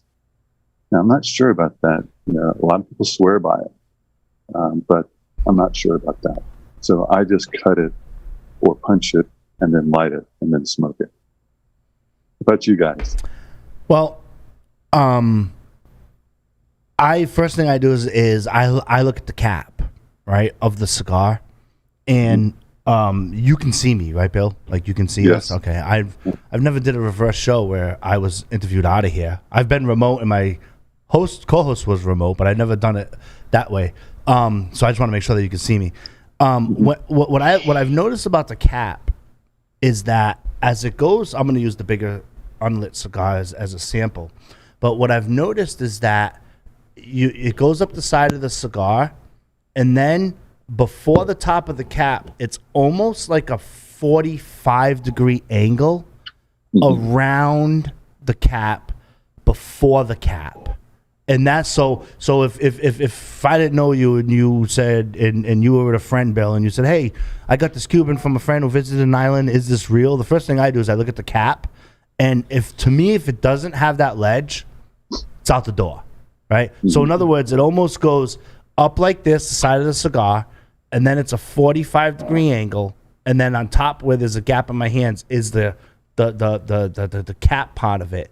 If it doesn't have that noticeable tiered ledge from me, I'm like, okay, suspect goes through my mind. And then, if it's somebody else's, I really don't like to stick my nose in it and do all of that. But I do kind of feel it for the density in there. And I notice in some of the wrappers, they can be veiny at times, but not like bad veiny from like other brands. So it's almost like thinner Veins? Yeah, thinner veins. Yeah, and the I veins. noticed that they're not all the way transparent through the veins. They're almost like little broken, not bubbles, but little broken bumps on there. And then there would be smoothness, and then a bump, and then a smoothness around the whole vein part. And then I look at that. I look for that. So those are the two characteristics. I misunderstood your question. When you were talking about pre-light, I thought you were talking about my ritual on pre-lighting the cigar. No, I was talking about how you identify a potential fake or Okay, give me a versus real. second, and I'll tell you what I think real quick. Okay, go for it. Okay. Yeah. The first thing I do is look at the cap, like you do. I do see that 45-degree angle, and then at the very top of the cap, it's always just a bit flat, and there's, unless it's of course a pyramid. And then I look at the rest of the cigar. It's going to be very smooth, not very many veins. One of the most important things is if you have a vein going up into the cap, once it reaches the cap, it disappears, and there may be just a little slight bulge where the vein is. But on Cuban cigars, it disappears. On fake cigars, it goes all the way to the top of the cap. And if you look at the rest of the cigar, it's pretty smooth. And even, the lower quality Cuban cigars won't have many veins protruding in the cigar, stems protruding in the cigar. And then, of course, you look at the bunch. At the bottom of the cigar, you can see, I'm not sure if you can see that. Yep, totally. But, Yeah. Yep. Okay. You'll see different, a lot of times you'll see some different colors with the Seco, Ligero, Velato, the different bunches that you see in there. And then you'll see swirls, and then you'll see, you'll never see like a circle. See, You always see that in a fake cigar. Go ahead. I'm glad you brought that up because I knew absolutely nothing about the foot. Like if you were to have me identify it by foot, I'd be totally like lost in the dark. I'm just being honest. You know what I mean? Cool. So I'm glad you brought that up. Yeah, you can. So it's almost like you can see like it starts to kind of spiral a little bit, but it's not totally a transparent spiral. Is that Correct. Yeah. Yes, yeah. that's correct. Awesome. What do you do, Nelson? Well, I almost feel like want to play some naughty music with the way I'm about to describe what I do. Oh boy. Is it Clinton-esque? Yeah. So Internet and sensation. I usually take my Cuban and I start looking at it from head to toe. Mm-hmm. I roll it, not feeling it yet, just looking at it. I smell it. Smell for me was a big thing. That's why I brought it up earlier. I noticed the unique smell. And then I start to feel it. I start to roll it in my fingers, not tightly because obviously you don't want to ruin like twirl it. Yeah, I twirl it like, right away. If you feel stems, this is probably garbage. Cut it open, verify, don't buy it again, kind of thing. I do look at the cap, but I did not know what you guys just talked about. The observation you made, Joe. Yeah. So that's something I'll definitely look out for. But I do look at the cap, make sure there's a nice triple cap on there.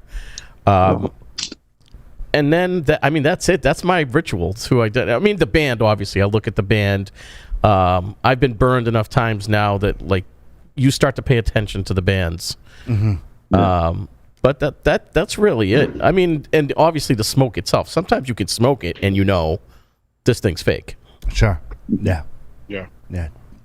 What I know, I don't, the only band experience I have because I've gone for the characteristics of the cigars, I just really never gotten there. Most of the cigars that people get from a guy we know who visited whatever, right? Like it's a Cohiba, and we know that Cohiba is the most counterfeited cigars for the Cuban market. So other than the Cohiba band, what do you three look for in your bands? Well, so I love Epicure's number 2s, right?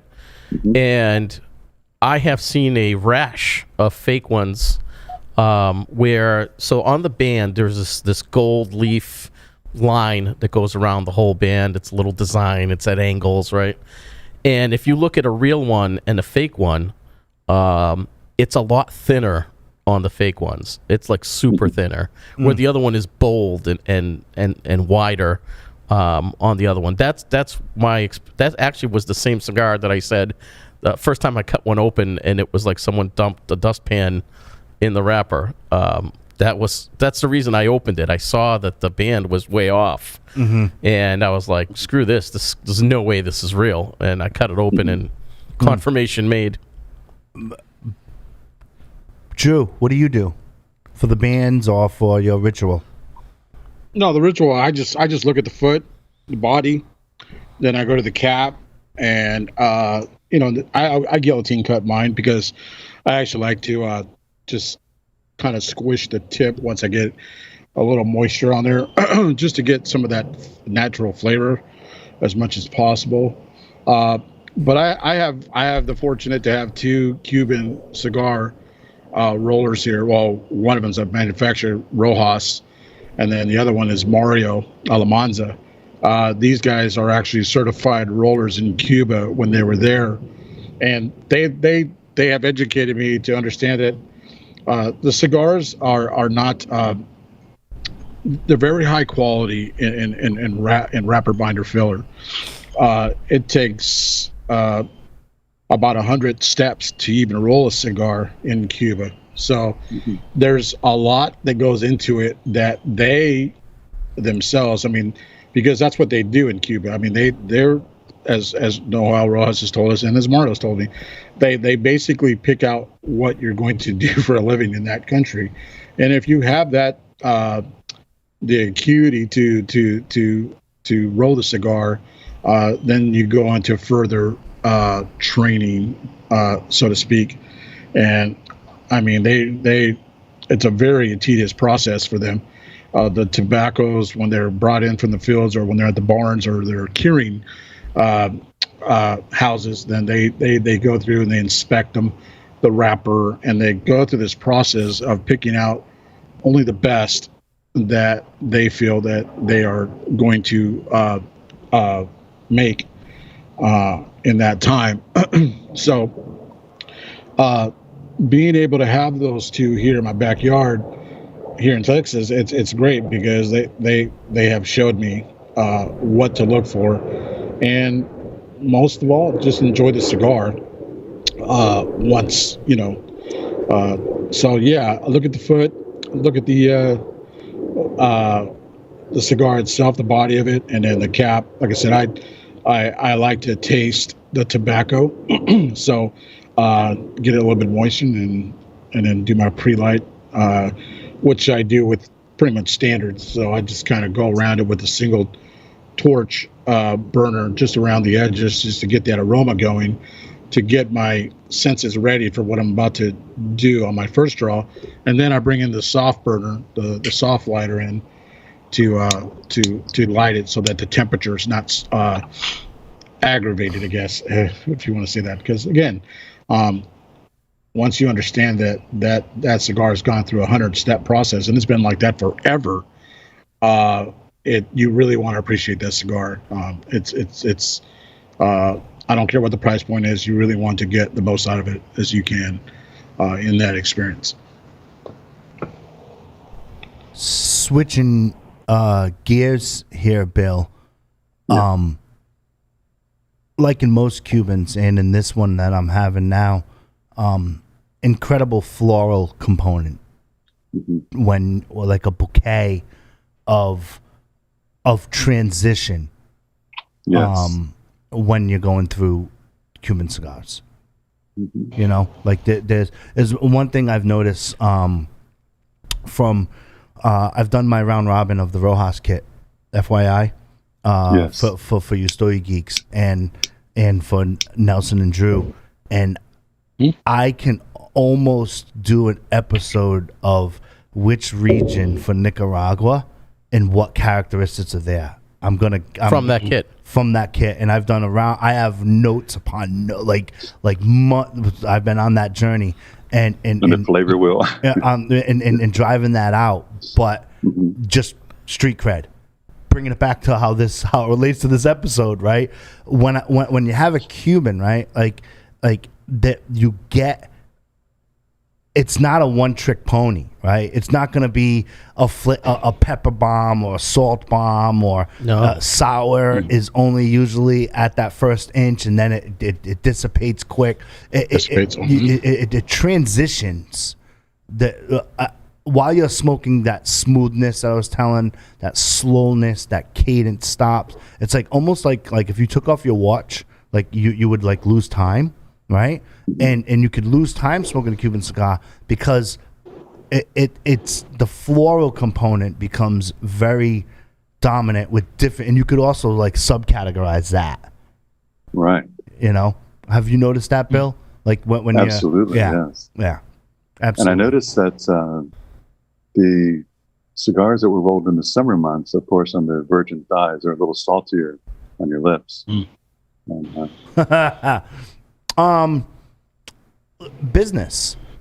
yes. What can we expect? We got about 10 minutes or so. What can we expect? Like future, right? When you started this interview, you've given of highlights of what's good years to look out for, and what some of the years that could be suspect and whatnot. I guess my main question is kind of two-part, right? Is that because of weather, or was there some, it's a different country. Obviously, things are run completely different than here in the States business-wise. Like, is that a component of, like, just get them out and done? Or was it a weather factor that made some of those years suspect or greater, whichever one you want to talk about? And then what could we expect for the next 3 to 5 years or projections coming out of for Cuban cigars? Great question. Cigars that when you harvest a cigar and then you box it is like 18 months to 24 months. So you have to look at how the harvest is to determine how the boxes are. The harvest of 2018, late 2017, 2018, was one of the best harvests, but they went old school because of the embargo. They had very little fertilizer. They had hardly any insecticide, so they had the kids out there fanning the leaves like old school. And it's for the first time I opened a box of 2020 cigars and I smelled the ammonia, which I haven't smelled in a long time. And this is actually a good thing. because the 2020 cigars, as they age, are some of the best cigars I've smoked in 20 years. But the big problem is 2019, November, December, and January 2019, 2020, they had way too much rain. And this is usually their dry months. The dry months, they kind of, I forget the word, but they make the tobacco, I guess it's,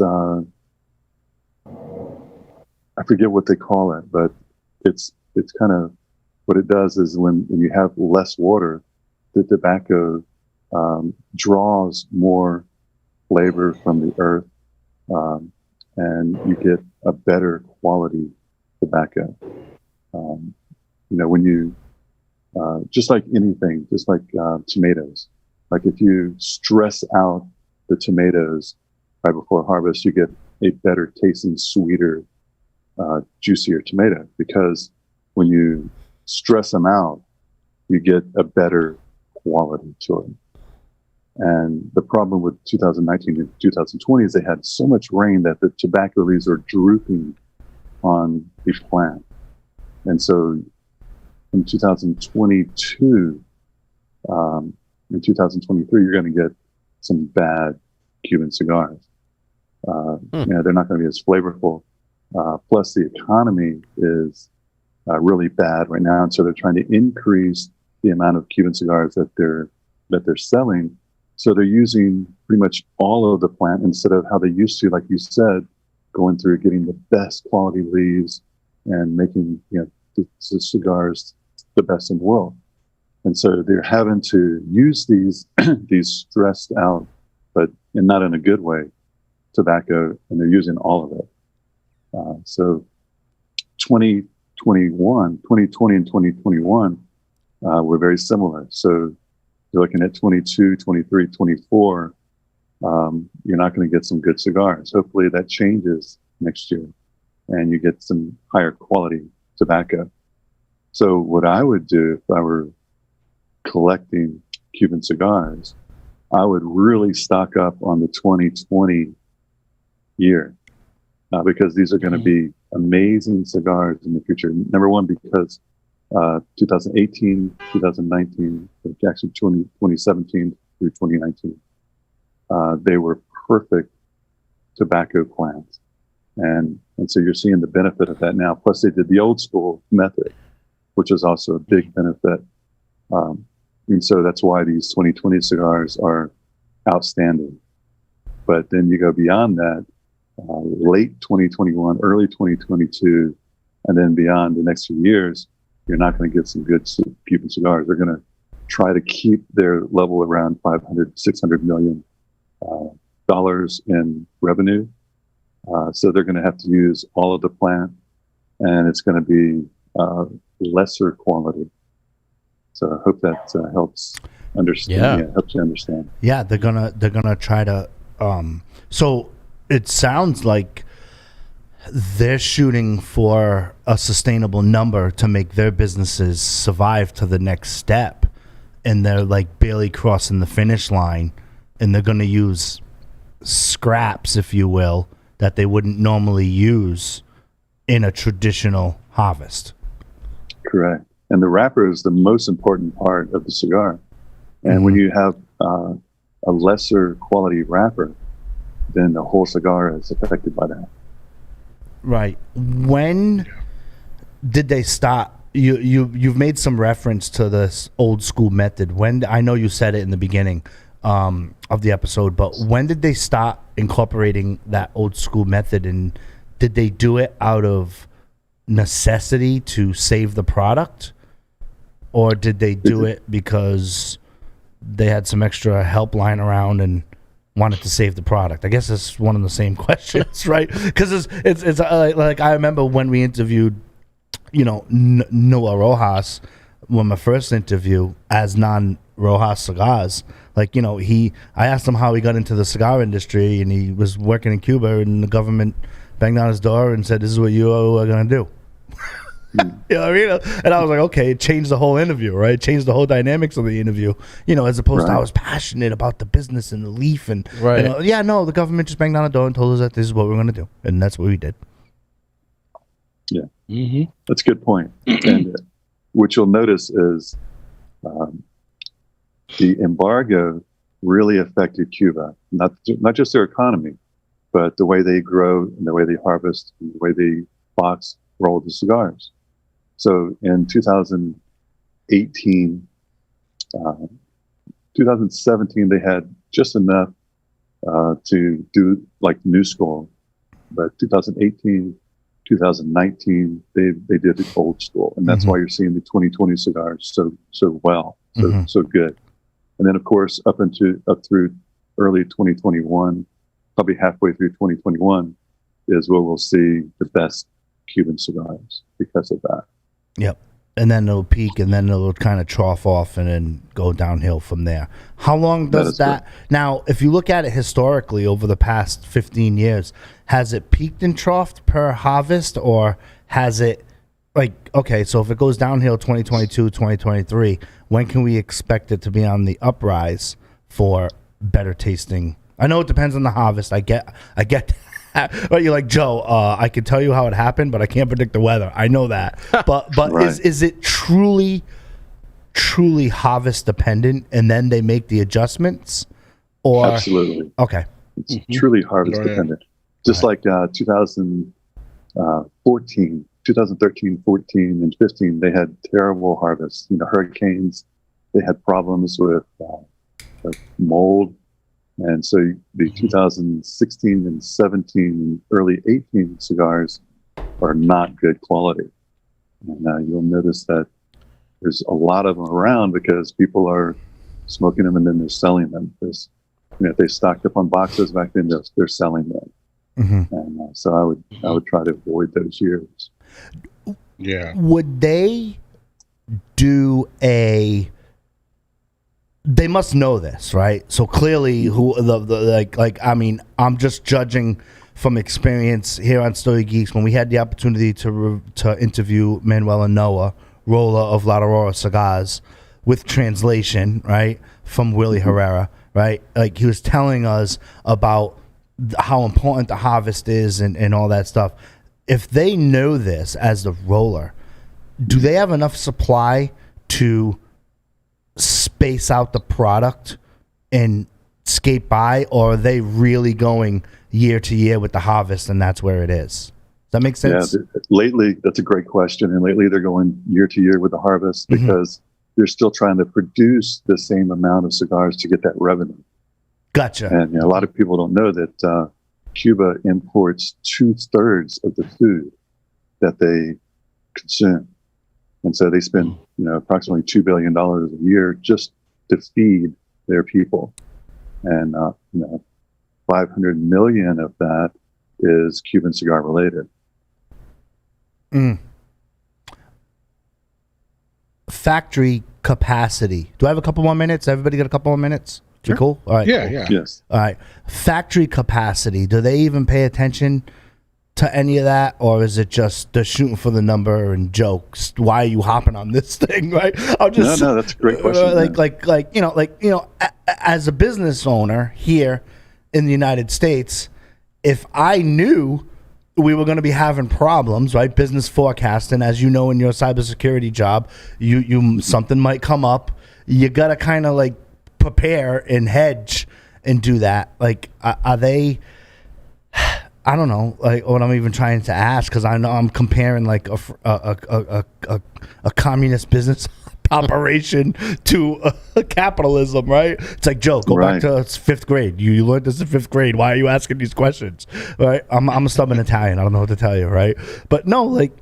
Well, I think to your point earlier, Joe, I imagine a lot of this is driven by the government. It's not even up to the factory, right? Yeah, that's what I was trying to get out. That's a great point. Yes, that's the point. That's what I'm trying to get at. Thank you, Nelson, for getting inside my head, as Drew and Nelson often do, right? So the government knows that we got these freaking problems, but they're just going to try to inject that. Yeah, they want the revenue. Gotcha. Now, that's exactly right. Yes. Okay. So other than cigars, what else are they relying on for imports, exports, for sustainability of the country? Do you know offhand? Sugar. Okay. That's their main export is sugar. And Which then, of course, weapons. Weapons. Sure. But The doctors, they have some of the best medical schools, so they farm out their doctors as well. Yeah. Oh, yeah. oh yeah, most of them come in and they go to like Harvard, Yale, through whatever, through visas and do their thing, and then come here, get grants, and apply legally and do that, and do medical research. That's bananas. That's correct. Yeah. And can you imagine, like comparing it to my experience with Noah Rojas story? You're going to be a doctor, and you're going to have to study your ass off learning this thing, or else. You know what I mean? Right. Or else. Because it's not like they've come to the States and dreamed of becoming a doctor. They were enforced to do that profession by whatever the government deemed necessary for sustainability of the country. Yep. It's wild. That's right. Yep. It's wild. Awesome. Drew, let's do a round robin of final questions for Bill, and and Bill, you were worried about time, right? We can go on for another. I can keep asking you the same question about this million. Right? I'll keep asking you the same question twice. Like I'm going to get another answer. It's a communist country, Joe. Get it 3 ahead. Go ahead, Drew. Yeah, no, I was just going to add to that, to the Cuban cigar quality. As Mario was just texting me a little bit ago. He was saying that a lot of their aging, their tobacco leaves, is the most important process for that. And he went back to back pre 2000 that a lot of the different types of leaves that are selected for age potential, they do reserve them. They reserve that from each year of harvest, and they keep them in special curing barns or houses, as they call them out there, and they just kind of go through that extra process of getting really to the point of that there's a lot of inspectors that go through that process with them, and the rollers themselves, because they really want their people to really be on top of their game. They understand the rollers themselves. They almost cross-train everybody from the field to the factory, every step of the process and why it is the way it is for their tobaccos and their cigar product, final product. So, and like I said, I can only guess that they have not a stockpile, but they have release in small batch, I guess you would want to call it. And for that, the quality really comes through in the product for the end user. That's actually a good question, Drew, with the quality. Like, are they sticklers with that because they want to get to that number? Or is it just pushed in a good harvest? Or are they not as stringent as we would think? Like, they used to be. Okay. They used to be, yeah. Yep, but that subsided because it's all about the money. Lately. Gotcha. That's right. Gotcha. See, I'm answering my own questions. It's going quicker, Nelson. It's great. Awesome. I have another question before we jump on to Nelson. Politics, right? Yes. I don't care what color anybody is. Whichever they choose. But now I've done a segment on this when under the Obama administration, when I was with Cigar Club Radio, where the United States has loosened up restrictions on Cuba, right, for product. We had a cruise lines. Carnival was the first one to actually go there and do a direct into Cuba. And Americans can still travel there. There are restrictions, of course. Bringing back product, we know there's restrictions. But it almost seems like, because then Trump gets in, it's like, nope, boom. And then now we have the D in, right? And it almost seems like if you follow a 30-year history, whenever we have a Democrat in presidential power, the restrictions start getting loose. And it's almost like cigar enthusiasts for us, and people say, oh, they're going to release the embargo. They're going to release the embargo. I don't think that's ever going to happen, at least in our lifetime. Yeah. It came close with Obama. They did, and I'm glad you brought that up, because one of the administrative hookups that I found in my research for there was that the Obama administration they got strung up on labor laws. That was like the big thing where they said, okay, we're going to loosen these restrictions and then have you have more products for import, export, and potentially get rid of this embargo. But you, Cuba, have to change your labor laws. And I remember saying, like, the same thing dude, excuse me, Mr. Obama, with all due respect, it's a communist country. Like, they're not going to change their labor laws. Like, you know what I mean? Like, than, like, that was like the big hiccup. And that's how they got close. It's like almost if they kind of, like, I don't say turn a blind eye, because the conditions are probably horrendous.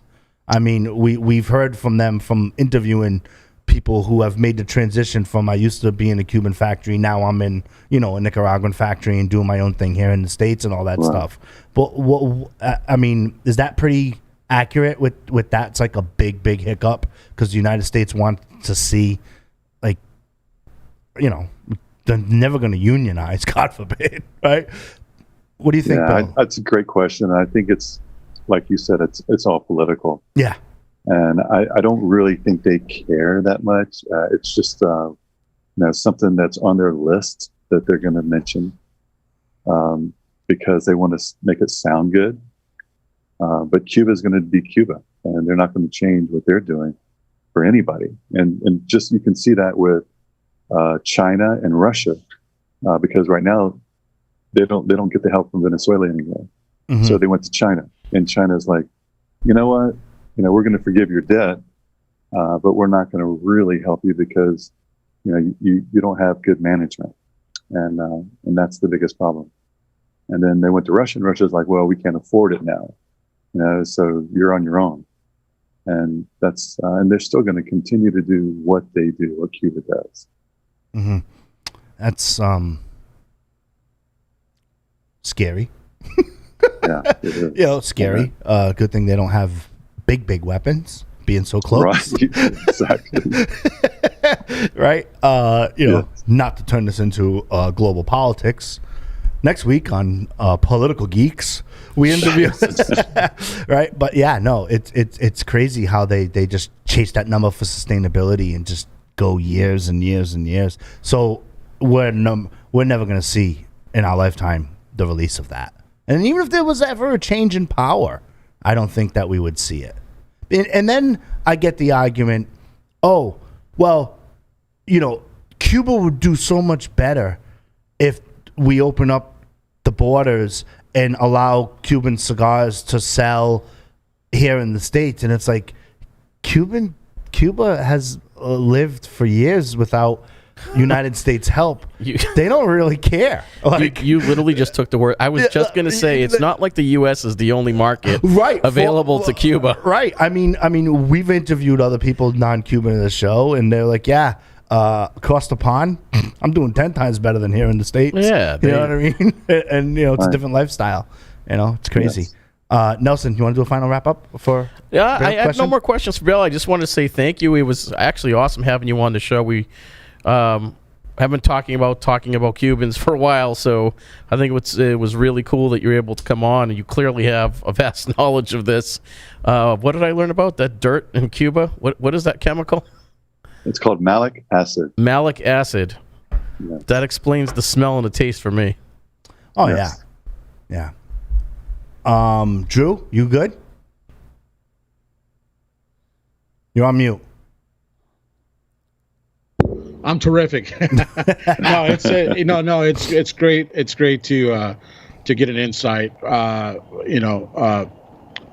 others, and the best way to do that and to educate yourself as a consumer is just to get on these platforms or tune into the platforms, and really, you could spend some hours, on this subject and really get educated by folks who really have that extensive knowledge and can really impart education to smokers here in the United States. Because there's a lot of how do you say, counterfeit cigars out there from Cuba, and you do yourself a real good service by just participating in these and take notes and whatnot, and move, and expand your experience so that one day you could pass that on to the younger generation and whatnot. So thank you very much for joining us today. I really I'm looking forward to getting on your site and enjoy and just kind of sit there and chime in every once in a while. Sounds great. Can we be invited to the HERF to the yes. cool Join Cigar Pass, okay, and then you'll be a part of it. There's a lot of great knowledge with the site. It's been around for 20 years. Oh wow! And a lot of great people. We're like a big family, so I'm looking forward to it. That's so cool. That's crazy cool. What do you think about? So the only thing we didn't answer on this show is where the counterfeits come from, right? But like going through my mind, like I wonder if it's like in a warehouse and like you set it up as like Mellows I food definitely stand think so. And like they're counterfeited, like all the things are running through my head. Like where would that be? Would it be in Miami? Probably be in Miami. I mean, Bill, you probably know. Like I think a lot of these come from Switzerland, Hong Kong, and I think Joe's right. Mexico. I think Spain, Mexico. They have like warehouses of this shit. Yes. Oh yeah. And their whole business model is like counterfeited Cubans. Yeah. Every time I go to Mexico and I go to whether it's a resort or like Cozumel, I mean, and there's just they're everywhere. I mean, the local beach tobacconist comes up to you. Yeah. Well, no, I'll walk in there and I'll just start. Oh my God, I'll just start looking around and I'm like, well, one, they're not really well taken care of. They're not in a nice humidor or whatnot. So I can right there. It kind of pretty much tells you, that they're not really taking care of that. So the investment there must be zero for them. I mean, at this point, and they're making 100% profit off of this counterfeit product. But you definitely can tell. Bill just hit on you go to those countries. To me, it is one of the most known counterfeit presentations, but yet people still buy them, which is the cohibas in a glass box that you buy on the beach. And I've lost count of how many people like, hey, I got these on the beach, and they send me a picture, and I'm like, dude, Cohiba doesn't sell them in boxes with glass lids on them. Like, yeah. And then you see the Monte Cristos and the Cello. That's a big giveaway right there. I haven't seen that one. That's a good one. Monte Cristos and the Cello. And that's another thing too. The Cello, the Cello wrapper will give it away too. Especially some of the really higher end cigars. You don't see those in a lot of Cellos, so you got to be ready to transport those if you do come across them across the pond. Other than that, I've used a fake box of Cohibas when I was coming back into the United States. And they asked me if I had anything to declare. I said, I got these Cohiba cigars, and I knew what was going to happen. They were going to go ahead and take those and from me, which she did. The border control agent, and she basically took them out of the box and just did this to them. I mean, she just twisted them and said, you can't have these in the United States. I said, all right. She goes, keep going. I said, all right. So I went through the turnstile, and all my fireworks that I had got through. So I used it as a ruse. Decoy. In my younger days. Brilliant. Yeah. We've had all. I've walked into cigar shops and have tried to. You have any Cuban? Oh yeah, we got these on the shelf. I'm like, what do you got in the back room? Oh, we don't have a back room, sir. I'm like, all right. I show my ID. I'm like, I live in Rhode Island and I'm in sales for Xerox, so I don't, I'm not like a agent or anything like that. Okay, come to the back room. Right. Oh yeah. And Secret like the closet. people I'm with are just like, oh my god, this kid's gonna get us like shot. You know what I mean? You go in the back room and they just unroll the drawers and you're just like, here you go. And then you look. I look at the thing. I'm like, all right, I'm in. Let's go. That's all right. Didn't Drew reveal 2 crimes already on this show? What? Oh. Well, the fireworks and something earlier. Oh yeah. Oh, how Yeah. he got his cigars. Yeah. Yeah.